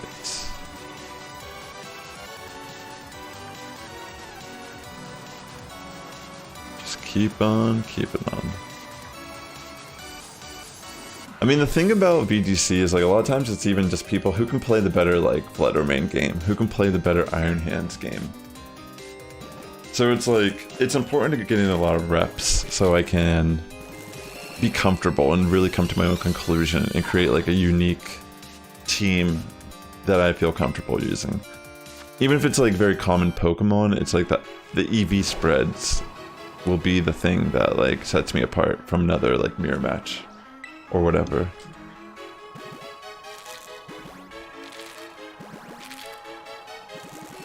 What if Raids Iron Hands Unite, like they just, it's like a Iron Hands Anonymous club in Raids sometimes. Yeah, that'd be sick if they added Iron Hands in Pokemon Unite. If they had Paradox Pokemon in that game. That'd be sick, actually. Like, on a side note. I'm surprised, like, they don't do more, like, cross-promotion. Like, you think they'd add, like, a Hisuian Pokemon. Or something. Or like even like a Scarlet Violet Pokemon. Or like, yeah. Or maybe they are gonna do that soon. Seems like a missed opportunity. Maybe they didn't want to do like spoilers. Yo, what's up Kaigum, homie? Great to see you. I'm not gonna lie, Kaigum, when you were here the other day, you got me to like wanting to push leaderboard again. You were pulling on my heartstrings and all that jazz. Egg 200.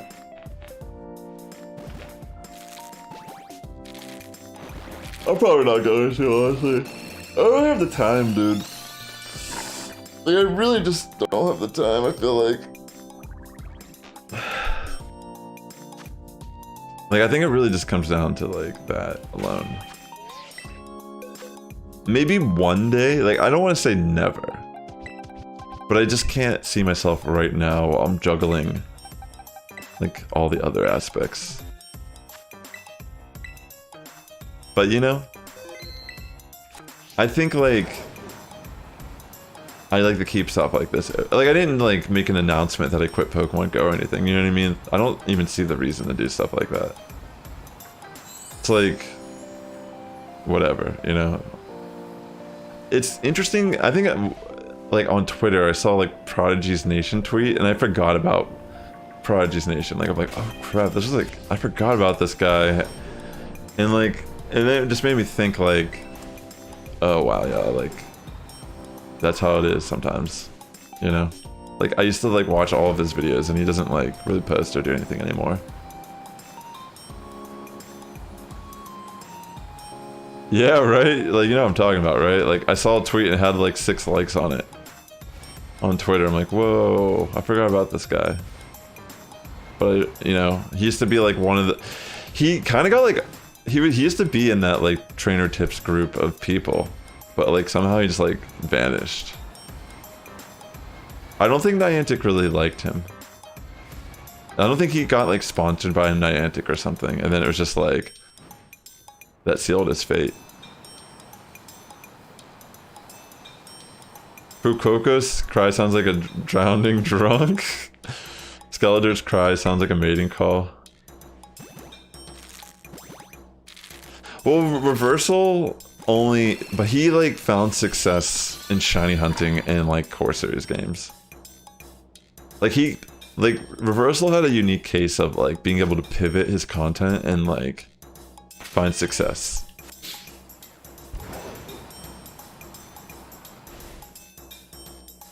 Oh my days. Yeah, Hiker Gonzo too. Yeah, he's like an OG Twitch streamer. He just vanished one day. I feel that, yeah. Like people just, I mean, that's the thing. Like I still do this as a hobby, but like people can't really just dedicate time into broadcasting like that if they're not really like getting paid to do it. You know what I mean? It's like, yeah, it seems like it just happens, you know? Like money, unfortunately, is what drives everything. And yeah, when you get to a point where you can't like for me, this is like something I do in my spare time, which arguably I could be doing other things, but it's just something I enjoy doing. So I just started like streaming content as well. And like I'm a filmmaker and animator, so it's like I have fun editing. So it just consequently, like I built up a lot of skills that like benefit my other like career pursuits as well. But yeah, it's like I don't get like paid like crazy money or anything doing anything like this, but like I just have time that I can dedicate to it still. And like because I'm competing in this game, it's like I'm already spending time playing it, like way too much time. So yeah, it just makes sense to kind of like double dip or whatever. But yeah, like whenever you're like in a situation where you have to work a full-time job and you're like just trying to make this other thing work that isn't working for you on that level, it's like hard. Because it is really like, it does weigh people down. Like it may not seem like it to some of these people, but like it takes a lot out of you to stream. Like it's like draining. Like it could really like mess with you. Because if you like, I've come to the point where, you know, I think it's like important to like self-reflect and have criticisms and things that like should be criticized or whatever, like maybe could be better. But like you're constantly going to compare yourself to like everyone else, and then also there's things you cannot control about who you are and like what you look like, and people are like just going to viscerally like hate you for like the way you look and sound. So it's like there's a lot of elements to it that's just like, is it worth it to the person? But yeah, I miss like some of these old content creators. Like I guess like I feel like with Prodigy's Nation, he kind of like didn't fit in with like the sponsored, like, you know, Nick and Mystic 7 type of content creators. And I guess he just didn't see the benefit in continuing on making content.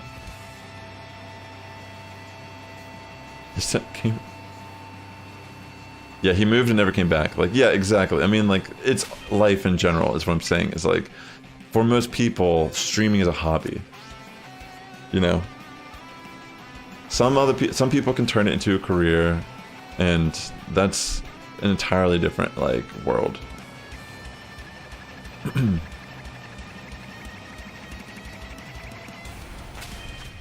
But yeah, I mean, like, even seeing, like, big content creators, like, I don't know. Like, even when I was making content for Pokemon Go, I think one of the reasons why I, like, pivoted to was because I was just trying to, like, evaluate from, like, even top creators, like, could you even make, like, a full-fledged career?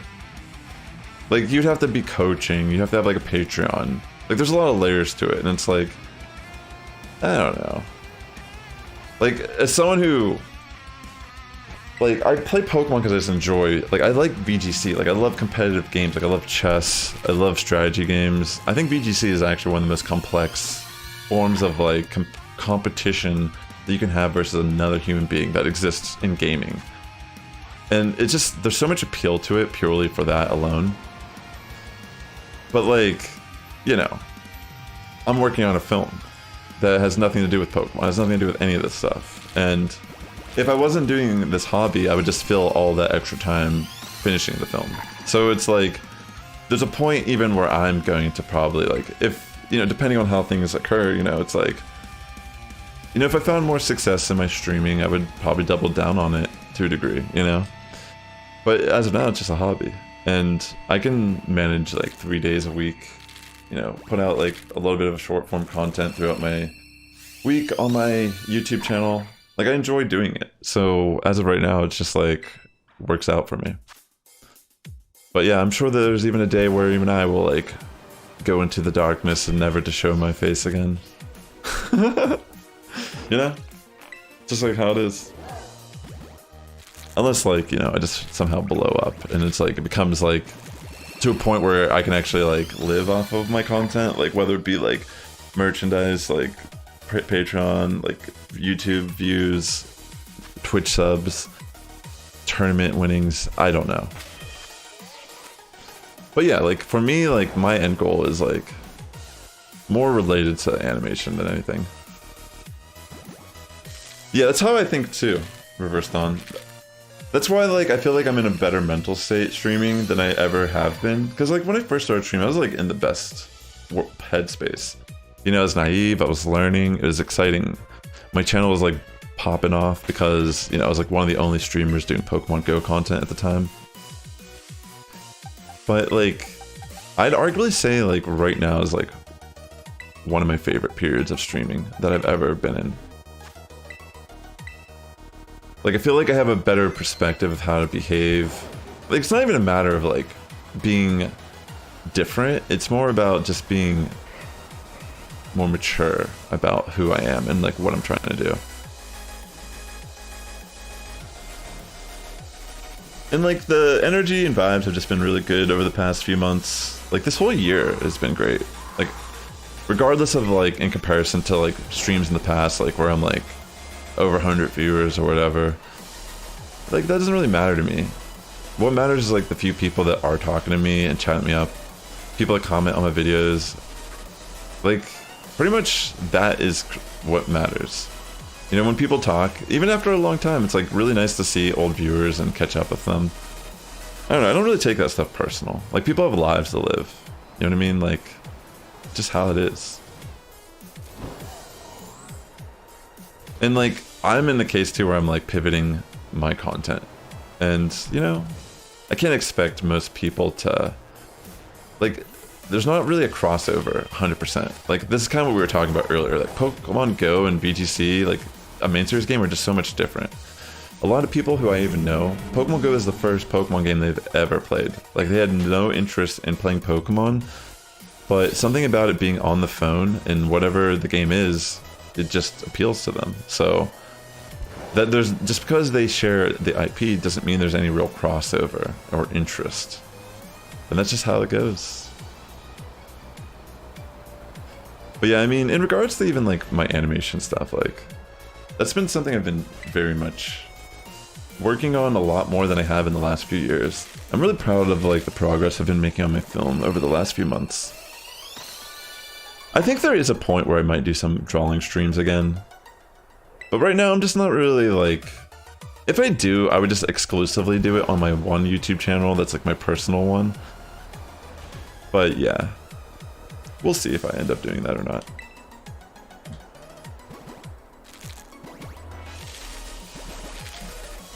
I appreciate you, Cheap and Easy, homie. It was great meeting you in person as well. You and Husker.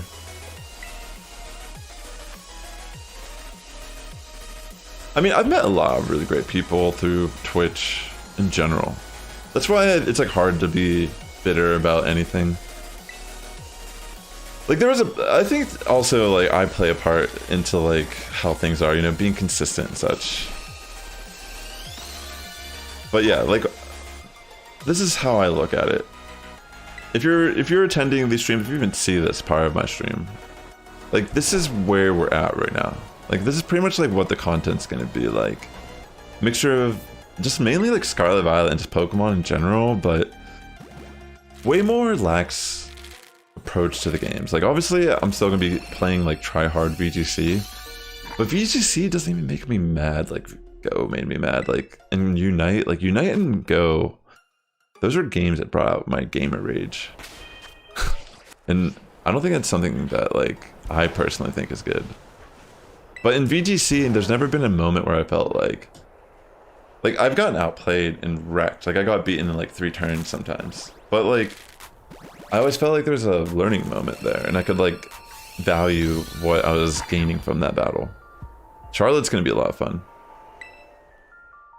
Aw, cheap and easy. Yeah, she's my girlfriend's super sweet for sure. She's very supportive. But yeah, I guess like at the end of the day, like I just feel very grateful. I feel super grateful about. I feel like my YouTube channel has been doing good. Like it's been growing, and I feel like no matter like I just don't even care. Like when I look at like viewer count on Twitch, I just don't even see it as relevant to like how good my content is. Like that's just pretty much where I'm at this point. It's like it's just unfortunate Twitch is so fleeting. It really is though. It's like intense. Like it's actually one of the most stressful pursuits you could possibly try to do. Like I don't even recommend it honestly to anyone to. I don't think it's worth it. Because you get the check mark and then it's like you still have to like bust your ass every day. But on YouTube it's like you can just make good content. And it's just the searchability's there, it's archived way better. It's just overall so much better. Plus like editing content is like top tier. Like it's you can deliver such unique content and I don't know, it's just way better. Alright, let me make another sandwich real quick.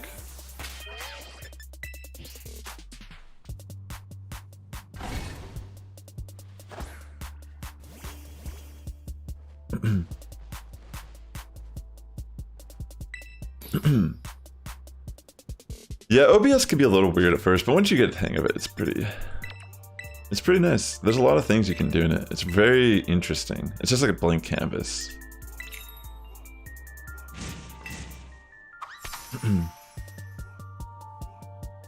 All right.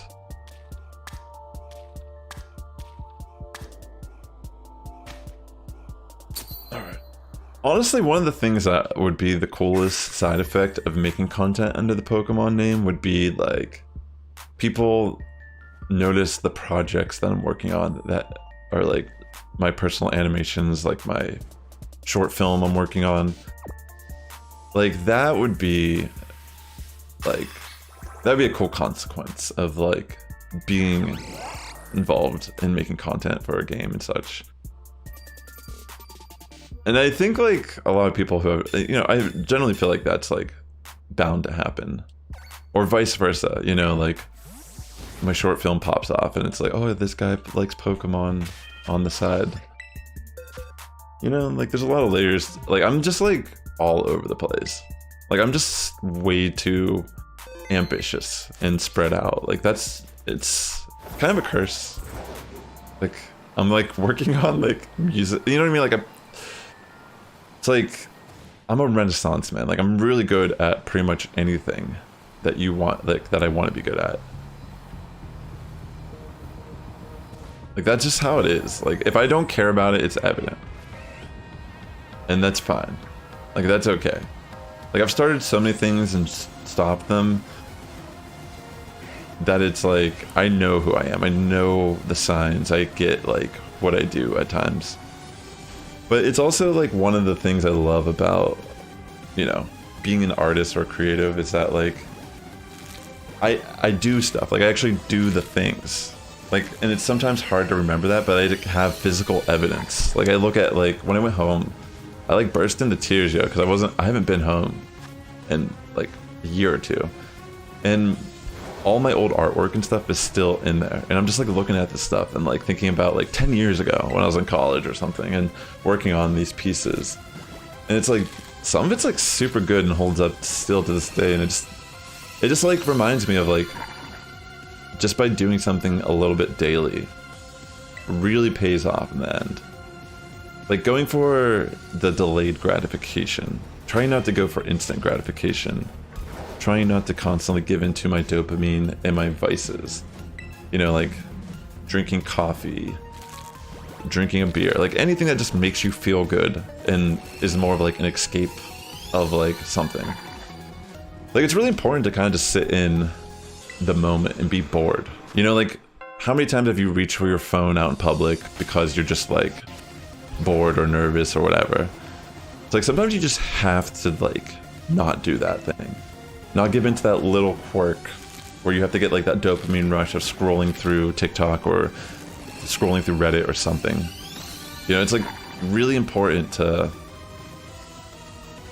suffer a little bit. I don't know if that's like the right word, but like I feel like because we can just like constantly submerge ourselves into dopamine, and what I mean is just like things we enjoy, you know, it could be like even like pornography or something, you know, like people can just really go off the deep end like pursuing dopamine hits.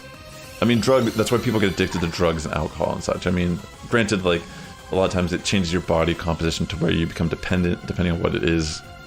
But it's like the initial addiction and such and rush is because of that like dopamine you get from doing these type of things.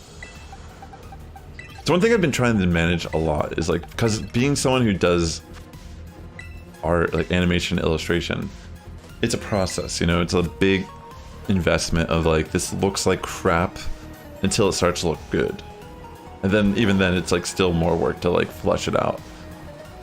So like one of the biggest benefits is just to know, like, you know, push through the moment and like, you know, that's what I'm trying to say is what I kind of like, when I started streaming, I got caught up in streaming a lot. Like I was streaming daily. I was like pulling in a lot of viewers. Like it was like, I was really pushing to be a big streamer when I first started streaming.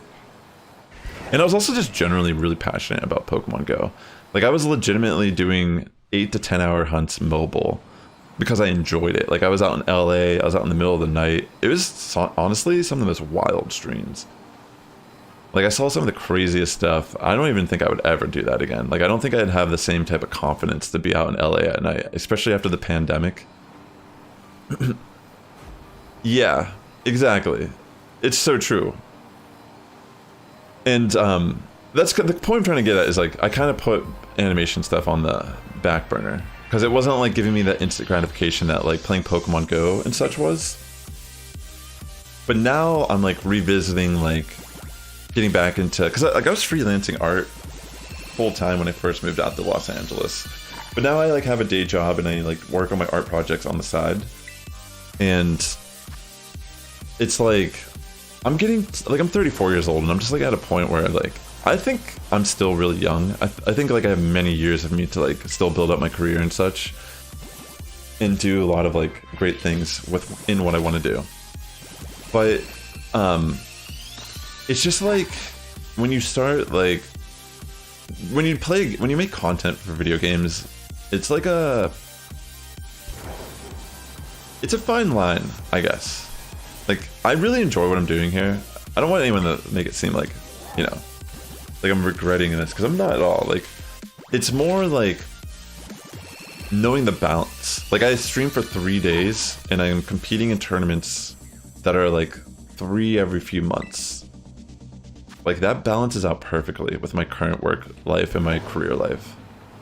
And that's what I'm trying to say is like right now, even though like I've gone through like a big change through my content, I feel like this is like a good starting point to like build up my stuff again. Because I'm balanced out with like what I want to do art wise. I have my job that I'm like getting paid. It's like paying my bills and such.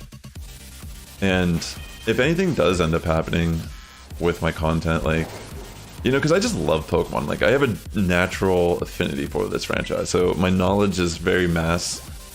Like beyond just like shiny hunting. Like, you know, shiny hunting is like something I just enjoy doing, but I'm a battler and, you know, I played every single generation ever since it came out as a kid.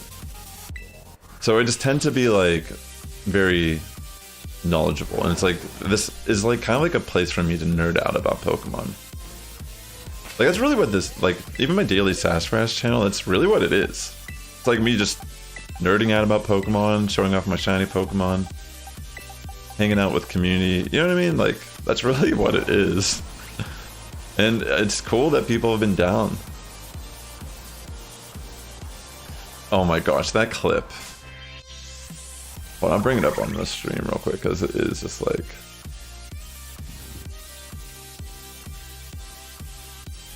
this is just one of those clips, yo.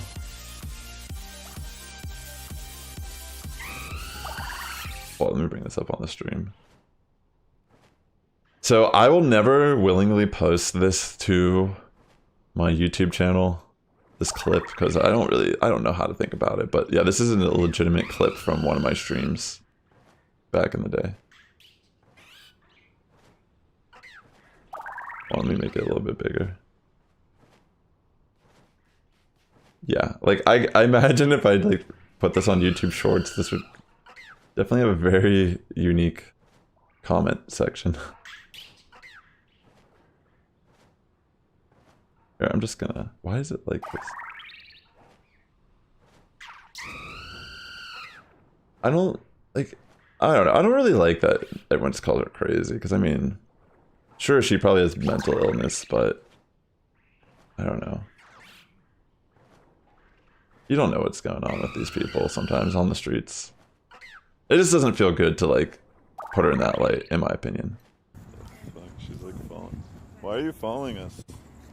Why are you following us? What are you talking about? I'm not following you. Yeah, like, please. Are you coming here? Well, I'm not. You're a bitch on line and playing. Yeah, you know, you should be. Please stop following us. You know, why are you going to you're on the cell phone? I'll explain context after we watch it. Well, why are you following them? I need to know why they're doing the cell phone. Okay, so. No, get lost! Take off! Hold! Back home. Yeah. Okay, so like in this clip, we were just like, it was like the middle of the night or something, maybe like 11. And there was this gym, and me and my friend were trying to like take the gym, and there was this lady that was by, and she was like asking what we were doing on our phones. We were just saying that we were playing a game. And then we left because it was like kind of like awkward. And then she just started following us. And then this other girl that was sitting here, because this is in downtown LA, like in Little Tokyo.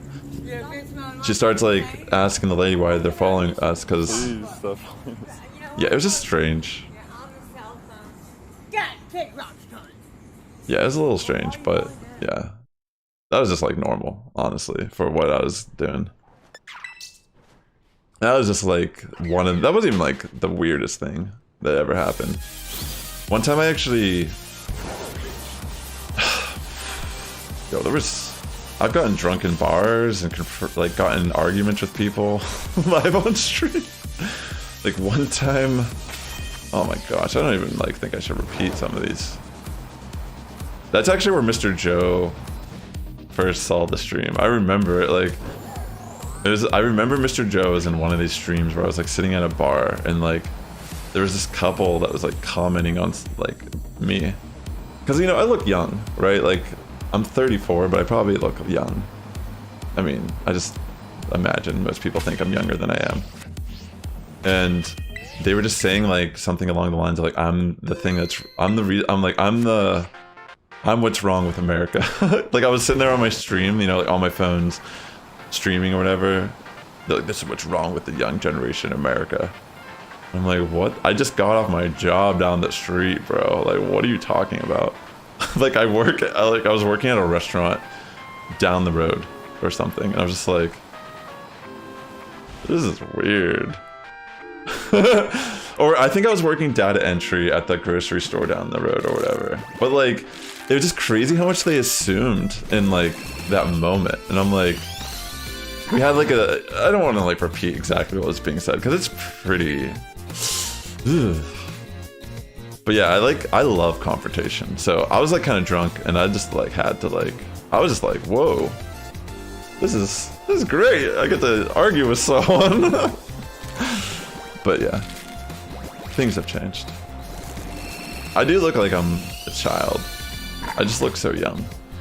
Like sometimes people comment on shorts, and I could tell like they think like they're gonna hurt my feelings or something with what they're saying. But I'm just like, I find immense joy that people get so angry and they have to like write out stuff that has nothing to do with what's going on. Like one time someone was like, you should be bullied by the way you look and the sound of your voice. And I'm just like, I'm a 34-year-old man. I could care. Like, it was just like, I just like thought, I was just trying to think of like the person who had to type that out. I'm like, why would you even type this? It's so funny. I'm like, this person, I'm just thinking of like this person who gets bullied every day for his lunch money, and he's like so sad.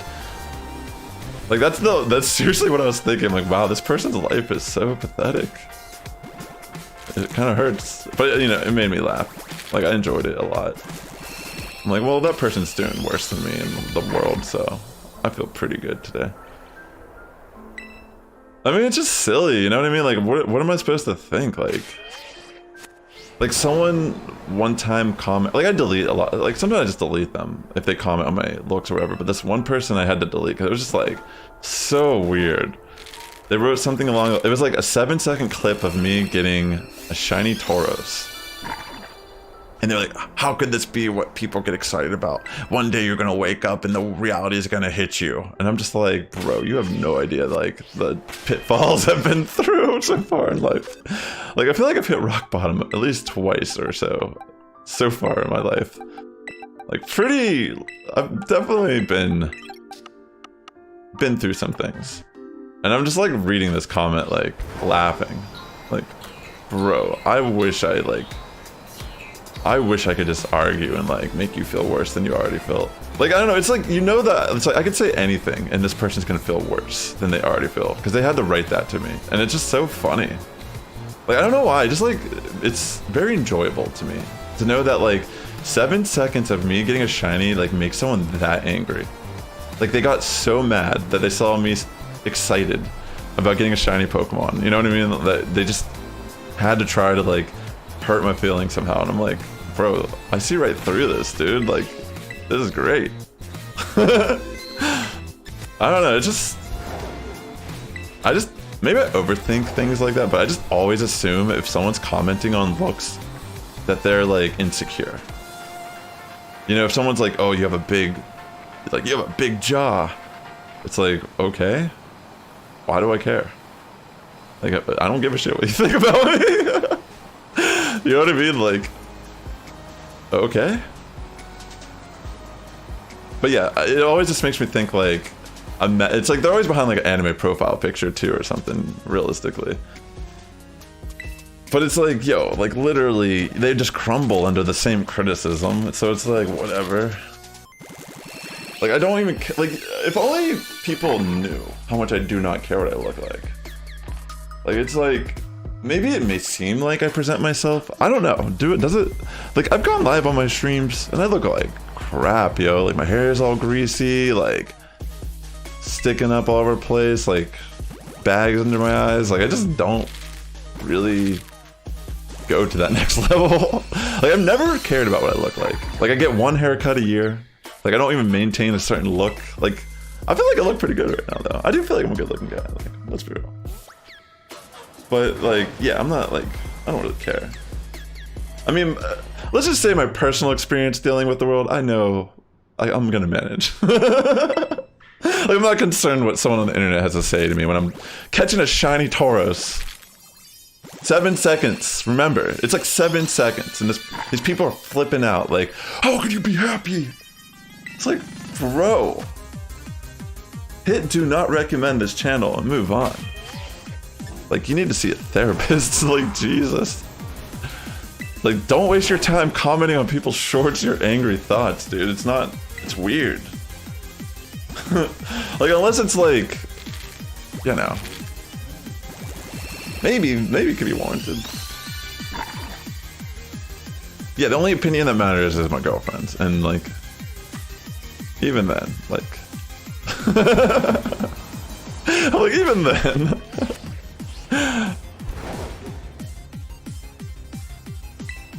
But yeah, for real.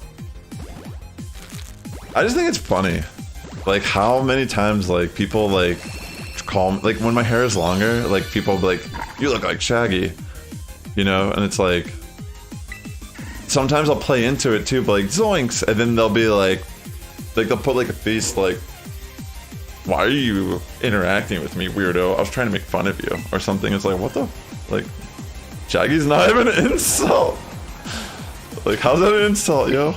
Shaggy's like the best character on Scooby-Doo. Besides Scooby. You know what I mean? It's like, have you not seen the unlimited power of Ultra Instinct Shaggy? It's like, what the heck's wrong with these people? But you know, it's more just like being in a case. Like I'm sure if you have a doppelganger in a way, you would feel the same way. It's like everyone always thinks they're the first one to say it to you, and it's like I don't mind. You know, say I'm Shaggy, I look like Shaggy, whatever. But it's like the people that just think it's like an insult or that they're like they thought of something that you didn't or someone else didn't. It's like okay. You keep on doing you and see how many people you end up with at your deathbed.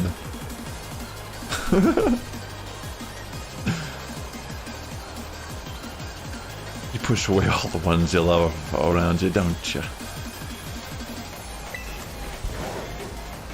I think it's kind of interesting, you know, like, you know, putting your face out on the internet. Sometimes I wish I was a faceless entity.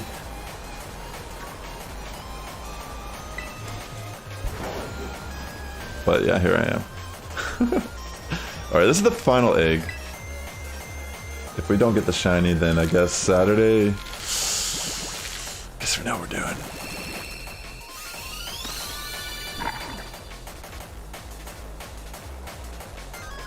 Oh my gosh. I mean, like, that's kind of like the point. Like, what I was trying to get at too with like, you know, I'm an adult. Everyone's been bullied or made fun of to some degree. Like, if you don't come to terms with that stuff, that's on you. You know what I mean? Like, walking around being raged or feeling like everyone has to, like, bend to your will or treat you how you think they should treat you is just, like, not how the world works. So it's, like, better to just kind of, like, you know, why would you ever care what a stranger thinks about what you're doing? That's dumb. Like, it's dumb. You have to care about what you think. And that's all that matters. Like, even your family might not be the best person to trust. You know what I mean? Because their opinions could be flawed also. Like, there's a lot of layers to this type of, like, conversation. But, yeah, we did not get the shiny Fuecoco. We hatched 236 eggs. Looks like we're gonna have to try again here on Saturday. Honestly, there's a really good chance I might go live on Friday because I do have off, and yeah, I think there's a possibility I might go live on Friday to just attempt to get the shiny. But yeah, I appreciate people chatting. I mean, I do feel like we get a little meta at times talking about the actual act of streaming and such, or like what it's like making content on the internet. And I hope that's, you know, not too unrelatable to people. Like, I mean, I feel like it's interesting to hear like that perspective, but I don't want to make like every stream talking about stuff like this. So I guess it's kind of cold. Maybe leave it off on that, and maybe we can move forward on our next stream. But yeah, I appreciate all of you hanging out and chatting with me. You know, I just, obviously, if it's not obvious by my discussions throughout the stream, I just want to say thank you for being here, because this has been some of the most fun times I've been on, like, the Pokemon grind in a while. And even though it's been a little bit more of a moderate grind, like, I honestly have been having a lot of fun. And thank you for making it a lot more enjoyable by hanging and spending some time with me. So thanks again for tuning into the stream. I'll be back either Friday or Saturday. Saturday I'll be live at 10 a.m. Pacific time, but otherwise there might be a chance I might go live on Friday. So with that being said, ladies and gentlemen, the Sass Squad's getting stronger each and every day. Have a good morning, evening, afternoon, wherever you're tuning in, and I'll catch you in the next one.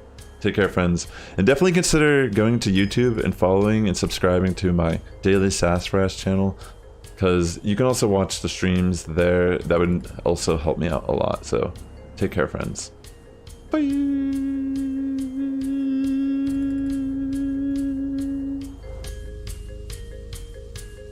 Peace.